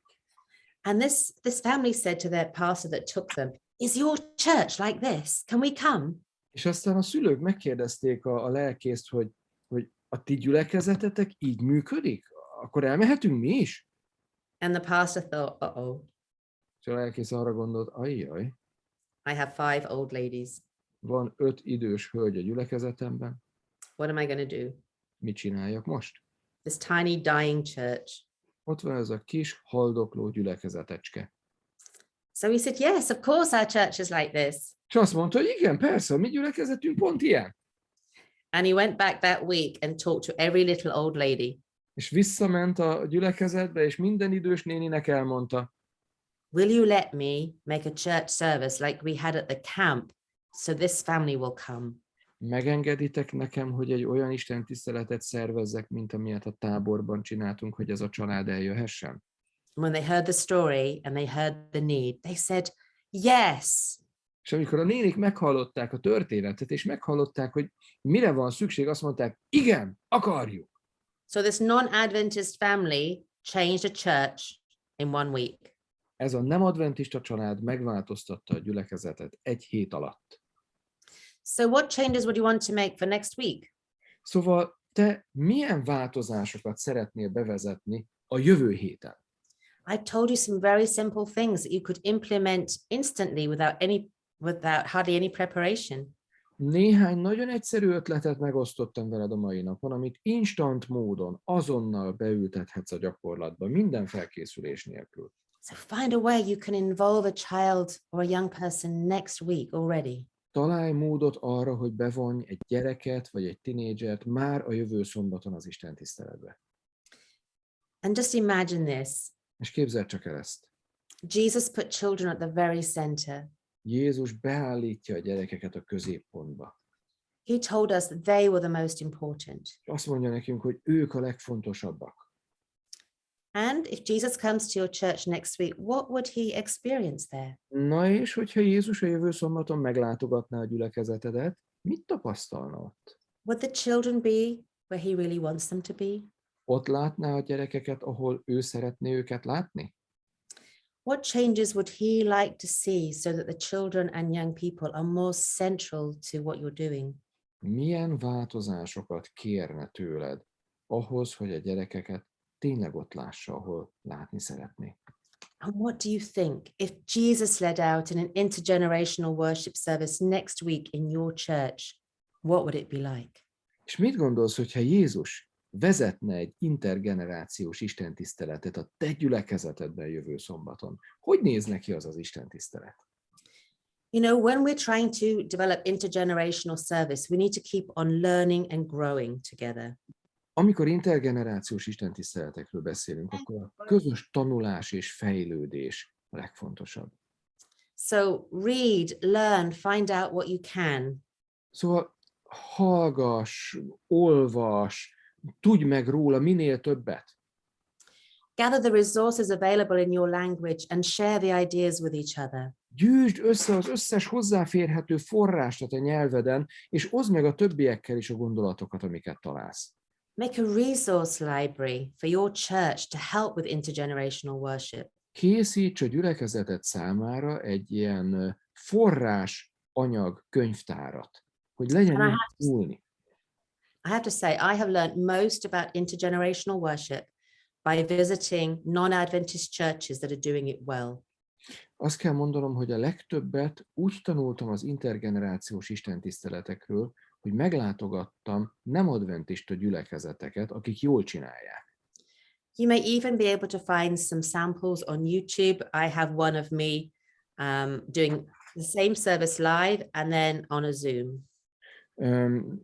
Találtok a YouTube-on is nagyon sok mindent, tőlem is például van erről a képzésről is egy YouTube videó fönn, ahogy tartottam Zoomon, és azt raktuk föl, meg van egy istentisztelet is. I'll share the links with Gabor later Gáborral today. megosztom majd a linkeket, és tovább tudja adni. So try to encourage yourself to learn and grow because we always need new ideas. Mindig szükségünk van új ötletekre, úgyhogy ne üljetek le, ne hagyjátok abba a gyűjtést. And what can you do together in Hungary? Mit tehetnétek együtt Magyarországon? How can those churches doing intergenerational worship stay connected and share their ideas and resources? Hogyan maradhatnának kapcsolatban egymással azok a gyülekezetek, akik tartanak rendszeresen intergenerációs istentiszteletet? Hogyan válhattok inspirációs forrássá egymásnak? And is there a social media platform where you can share ideas or say, I need a prayer idea like this. Has anyone got an idea? Van esetleg már most valamilyen social media platformotok, ahol megoszthatjátok az ötleteiteket, vagy a kéréseiteket? Nekem szombatra kéne egy kreatív ima forma. Van valakinek jó ötlete, hogy hogyan lehet ehhez a témához ezt kapcsolni? Take time to write out the details of your service so others can share it and learn from it. Szánjatok időt arra, hogyha szerveztek ilyen istentiszteletet, akkor részletesen leírjátok a forgatókönyvét, szóró-szóra azért, hogy máshol is másolhatóvá váljon. We're trying to do 2 a year at the TED that you can translate and use, including PowerPoints as well. A divíziónál az a törekvésünk, hogy évente 2 készítsünk elő, és ebben az ötlettárban találtok mindent, ami egy istentisztelethez kell. Szövegkönyv, PowerPoint, minden benne van. And then come together, inspire each other, learn new ideas, share ideas for creative prayers, etc. Aztán jöjjetek össze évente egyszer, és cseréljétek ki a tapasztalatokat és az inspirációkat. Or if nothing else, video those services and share the videos with each other. Vagy ha más nem, akkor vegyétek fel videóra, és mutassátok meg egymásnak. And have seminars for learning some of the different creative ideas. Tartsatok szemináriumokat, vagy webináriumokat, és mutassátok be egymásnak. And don't forget to involve the children and young people in other aspects of your church community and mission and service. És ne felejtsétek ki a többi gyülekezeti szolgálatból sem a fiatalokat és a gyerekeket. Ahol csak lehet, vonjátok be őket. And one thing that's important to remember is that intergenerational worship and family worship, they're interconnected. Nagyon érdekes megfigyelés, hogy az intergenerációs istentisztelet és a családi áhítat egymást erősítő körforgásban áll egymással. Because when you do an intergenerational worship service, the families learn some new ideas about prayer and worship at home. Intergenerációs istentiszteleteket tartasz, akkor a családok új ötleteket merítenek, amiket bevihetnek a családi áhítatba is. Families that are doing a creative family worship at home could say, hey, we could turn this into a church service and take it back to our church community. Ugyanakkor azok a kreatív családok, akik otthon áhítatokat tartanak, azt mondhatják, hogy hú, figyeljetek már, hát ezt bevihetjük a gyülekezetbe is, és ebből milyen jó intergenerációs istentiszteletet lehet kihozni. So think back to that little child or that young person that you drew. Akkor most gondolj vissza arra a gyerekre, akit rajzoltál az elején, The one you drew earlier. akit az elején lerajzoltál. If they'd been at this seminar, what would they be thinking and saying now to encourage you? Ha itt ült volna veled ezen a szemináriumon, akkor mit mondana ő most neked, hogy bátorítson téged? Do they have hopes and dreams for your church, or is it just to get out as quickly as they can? Milyen álmai lennének a gyülekezetre vonatkozóan? Táplálna-e valamilyen álmokat a gyülekezetre, vagy csak arra törekedne, hogy amilyen gyorsan lehet szabaduljon meg ettől az egésztől? We need to listen to them, because when we listen to them, we can learn how to reach out to others like them. Meg kell tudnunk hallgatni őt, mert ha őt meghallgatjuk, akkor tudunk hogyan viszonyulni a többiekhez is, akik olyanok, mint ő. So don't ignore what they have to say to us and teach us about. Ne hagyd figyelmen kívül, amit tanítani akar nekünk. They give us an insight into the world out there that they experience and what is needed really amongst their age group and community. Ők bepillantást engednek nekünk abba a világba, akit meg akarunk szólítani, de akihez nincs igazán jó hozzáférésünk. And remember, this is our inspiration. Ez a mi inspirációnk. Every time a child or young person leaves church with a positive experience, Minden alkalommal, amikor egy gyerek vagy tini pozitív élménnyel lép ki a gyülekezetből, they are more likely to choose to become a follower of Jesus. növekszik annak valószínűsége, hogy Jézus tanítványává válik. Every Sabbath can have an influence on every child or young person for eternity. Minden szombatnak örökkévaló hatása lehet a gyerekekre és a tinikre. Don't waste those every week opportunities to reach their hearts for Jesus. Ne vesztegessük el ezeket a minden héten visszatérő lehetőségeket, hogy megnyerjük a szívüket Jézus számára. So the question is, will this Sabbath church service bring them one step closer to Jesus or one step further away? Következő szombat közelebb hozza őket Jézushoz, vagy távolabb taszítja őket tőle? It's up to us to make the difference. Rajtunk múlik, hogy lesz-e változás. And I wonder now what you're taking away with you from what we've learned this morning. És most így a vége felé azon tűnődöm, hogy vajon ti mit visztek magatokkal ebből a délelőttből. This has been a very quick journey because I normally teach this over a whole weekend. Ez egy nagyon gyors végigfutás volt a témán. Sokszor egész hétvégén tanítom ezt a képzést. And what we also do is give everyone an hour as part of a small group to develop an intergenerational worship service outline. És ennek a hosszú képzésnek része szokott lenni az is, hogy mindenki kap egy órát arra, hogy csoportokban egy ilyen konkrét intergenerációs istentiszteletet kidolgozzon. And then everyone comes back and shares their service with everyone else so we can all learn. És akkor mindenki visszajön, és megosztja mindenki mással azért, hogy együtt tanuljunk egymás munkájából. And that helps you share ideas together to learn the process of creating a service and developing the creative thinking. És ez nagyon jó arra is, hogy a folyamatot végig éljétek magatok is, a saját bőrötökön végig tapasztaljátok, és belelássatok abba, hogy mások milyen más módokon közelítenek ugyanahhoz. So in a moment you can ask some questions, but as we finish, I just want you to be blessed on your journey as you inspire and disciple Jesus's precious children of all ages. Egy pillanat múlva lesz lehetőségetek a kérdéseiteket is feltenni, csak a prezentációt lezárom azzal, hogy Isten vezessen és áldjon meg, ahogyan inspirálod az ő szeretett tanítványait mindenkor. May they experience his love and welcome through the way that we love and welcome them. Hogy rajtunk keresztül megtapasztalják az ő szeretetét és befogadását, úgy, ahogy ő befogadja és szereti őket. Amen. Ámen.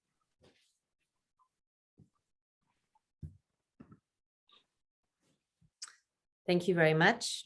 Nagyon szépen köszönöm nektek.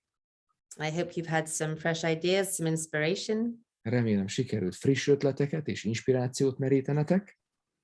And I hope you feel that you can do some of this, even if you start small. És remélem, hogy érzitek azt is, hogy van, amit megtehettek már is, akkor is, hogyha ezt egy kicsi lépésnek érzékelitek. So I can't read the chat, I guess, but I hope that you can gain something from all these many suggestions there.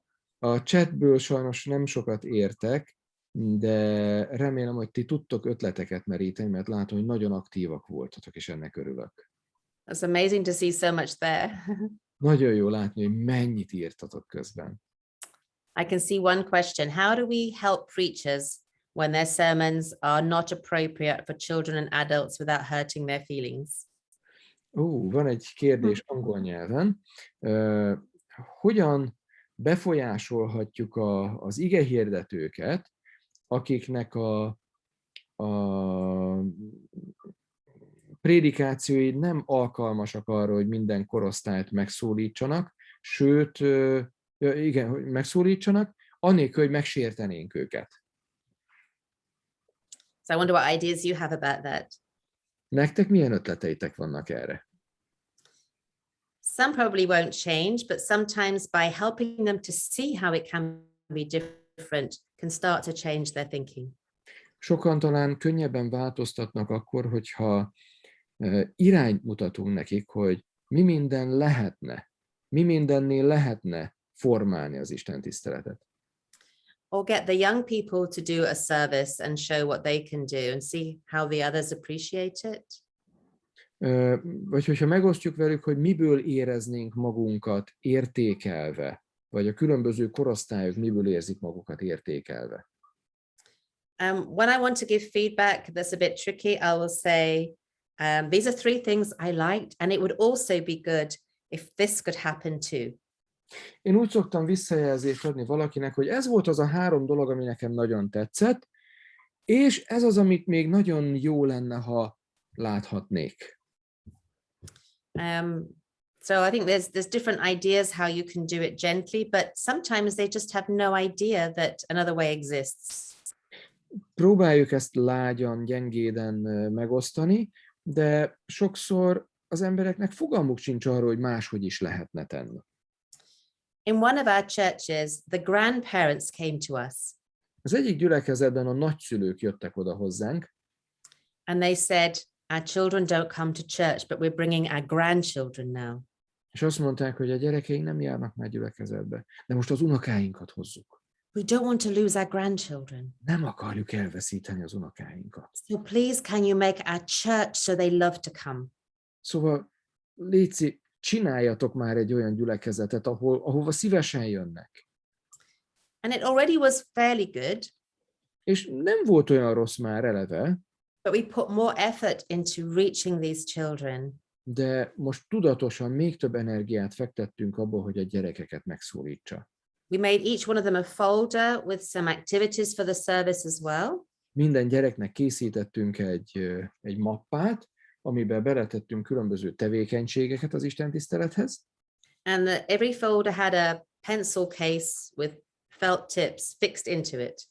és volt minden ilyen mappában egy ilyen színes ceruza gyűjtő is úgy beépítve, And every week the children could write to my husband a question or a comment, and he would answer each one of them. és minden héten a gyerekek a férjemnek írhattak egy kérdést, vagy egy megjegyzést, és ő nagyon komolyan vette, és válaszolt is minden alkalommal nekik And írásban. so they could ask him questions. He could see what they didn't understand and what they enjoyed.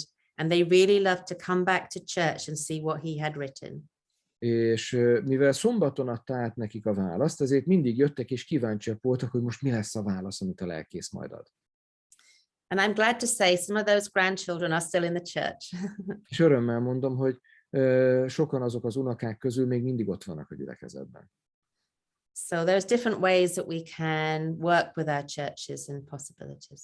különböző módokon dolgozhatunk a gyülekezetekben, és mindig vannak opciók, mindig vannak lehetőségek. So, any other questions or thoughts? Kérdés? You have 2 minutes. 2 percetek van, használjátok ki. Actually, you only have one because it'll take me at least 1 minute to answer. Azaz, hogy mert 1 perc az, amíg válaszolok.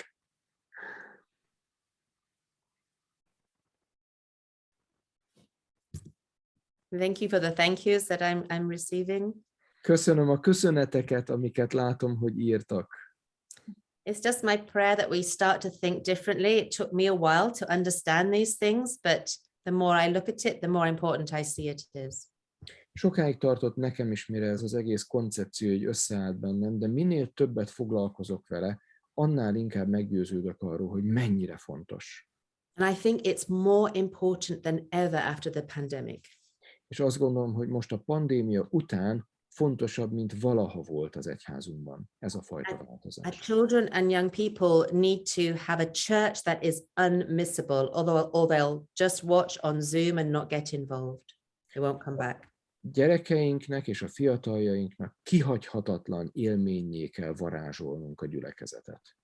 So what can we do to make what we have so important? Mit tehetünk azokért, akik olyan értékesek a számunkra? And what do we do with the quiet teenagers who hide away? És mit tehetünk a csendes tinédzserekért, akik visszahúzódnak és elbújnak? I was one of those, Én is egy voltam közülük. hiding in the toilet. Elbújtam a WC-ben. But people found a way to connect with me. They found out what I could do, what I like to do. De a kulcs a változáshoz az volt, hogy az emberek odafigyeltek rám, és megfigyelték, hogy mi az, amivel engem bevonhatnak. Megtalálták a kulcsot hozzám.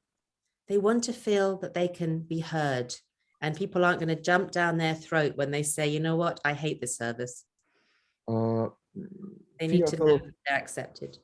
érezni akarják, hogy meghallgatják őket, odafigyelnek rájuk. They need to feel that when they speak, their voice makes a difference. És érezni akarják, hogyha valamit mondanak, akkor abból változás lesz, abból következik valami, nem csak úgy elvész a szavuk. And we need to get to know them well, to connect with them as people, show them God's love. És kapcsolódnunk kell hozzájuk, ahhoz, hogy Isten szeretetét rajtunk megérezzék. And find tiny little things that they feel they could do to get involved. És megláttatniuk velük azokat a pici dolgokat, amelyektől ők is részévé válnak, résztvevőivé válnak. Find what they're passionate about. Valamit, ami szenvedéllyel tölti el őket. So those are some thoughts. Talán ezek voltak így a gondolatok a kérdésekre, amiket láttam. And use the social media to involve them, and also things like I forget the name of it. There's an online quiz thing you can do that they can use their phones. Yes, You yes, can make yes, a quiz. Kahoot? That's it. Yeah. Yes, they like that. Szeretik például a Kahootot is, ezzel is lehet őket jól aktiválni. And there's also something called menti.com, M-E-N-T-I. Menti.com, ez is egy érdekes lehetőség.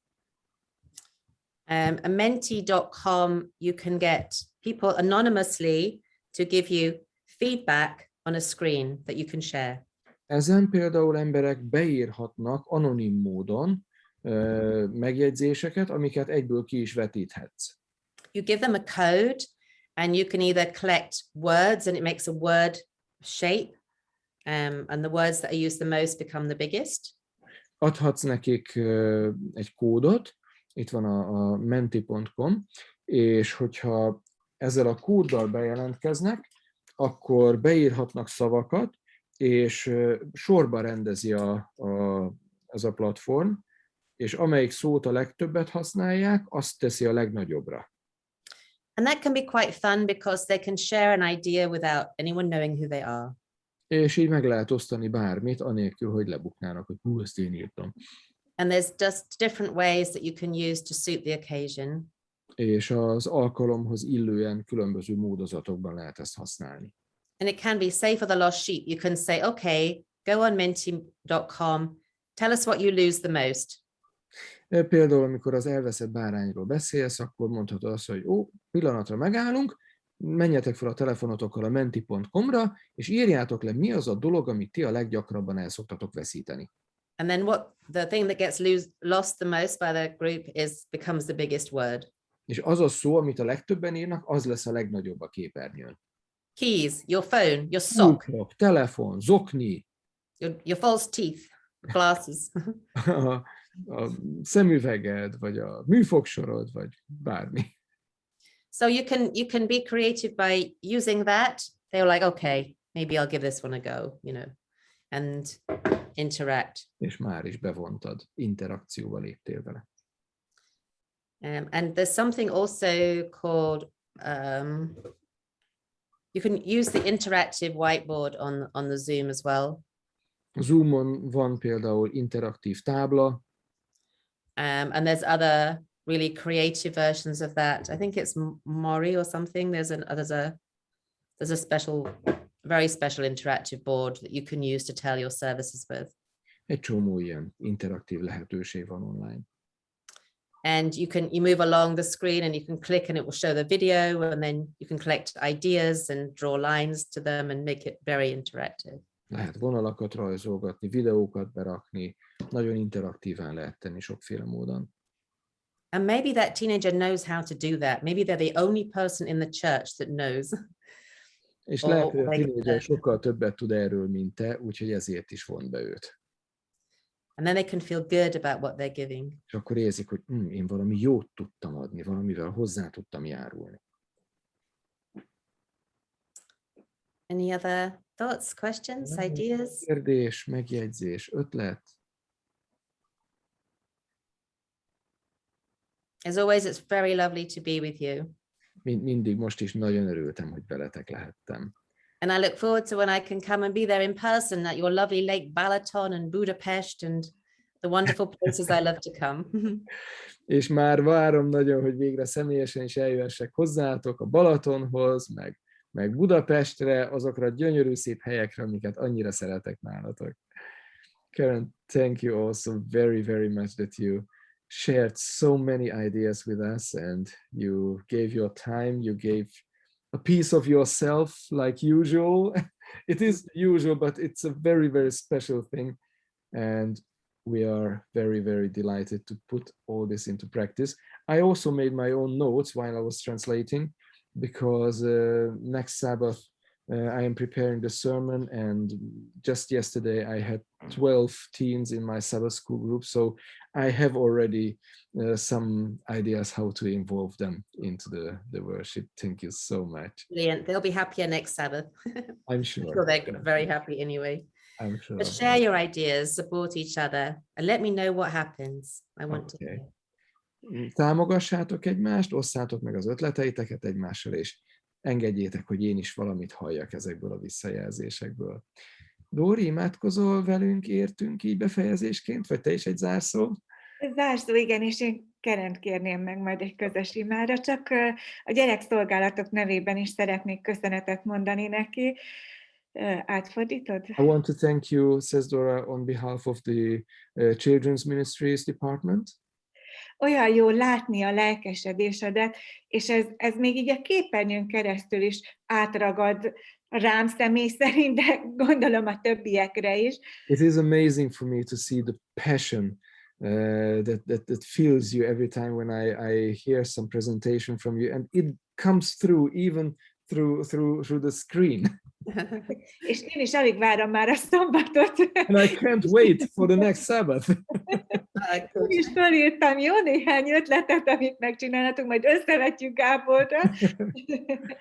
Köszönjük szépen még egyszer, szeretettel üdvözöljük a férjedet, Birdit is. Kind blessings to Bernie as well, and thank you so much for being here with us. It's a joy, as always. Blessings to you both. And I'm now Children's Ministries Director, so this is my work as well. Szóval ez most már a munkám része, mert most már gyerekosztályvezető is vagyok.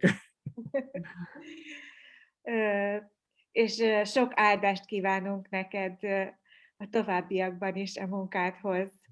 Szentlélek vezetését kívánjuk. Blessings and God's guidance for your ministry in the future too.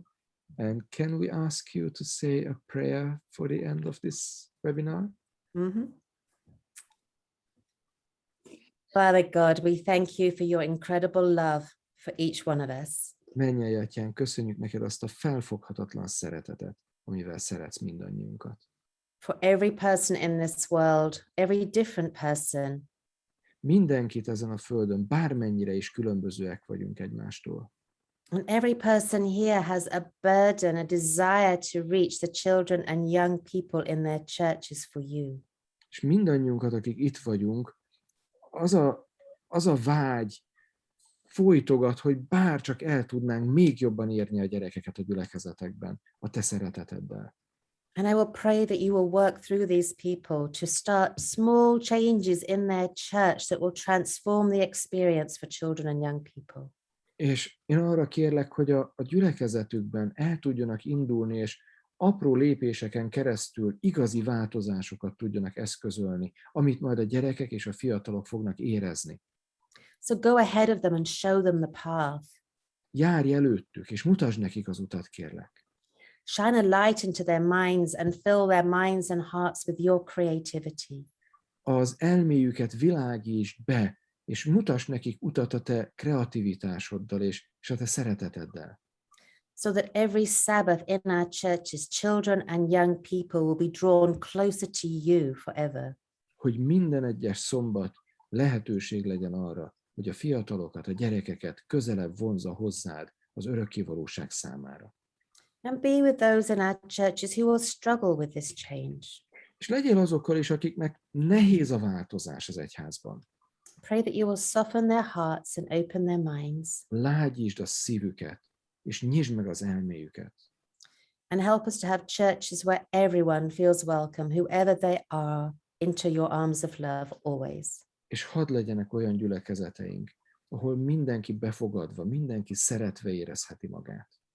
So may each person here experience your big hug right here this morning before they depart for their lunch. És arra kérlek, hogy mielőtt innen szétszélednénk ebédelni, mindenki érezze át azt a nagy ölelést, amivel te öleled magadhoz. And may we pass that hug on in different ways to the children and young people in our church. És aztán ezt a nagy ölelést akarjuk és tudjuk átadni a gyerekeinknek, a fiataljainknak a gyülekezetben. Through Jesus' name, amen. Jézus nevében kérünk erre. Amen. Amen. Thank you so much. A big hug Thank to you. all of you. Nagy-nagy ölelés mindannyiatoknak, és nagyon szépen köszönöm én is a családi osztály részéről is, hogy itt voltatok. Vigyázzatok magatokra, és változás, mert a gyerekeinket nem engedhetjük ki. Nem vesztegethetünk még több időt arra, hogy még többen elmenjenek. Köszönjük, hogy ebben együtt szóltunk, együtt dolgozhatunk veletek.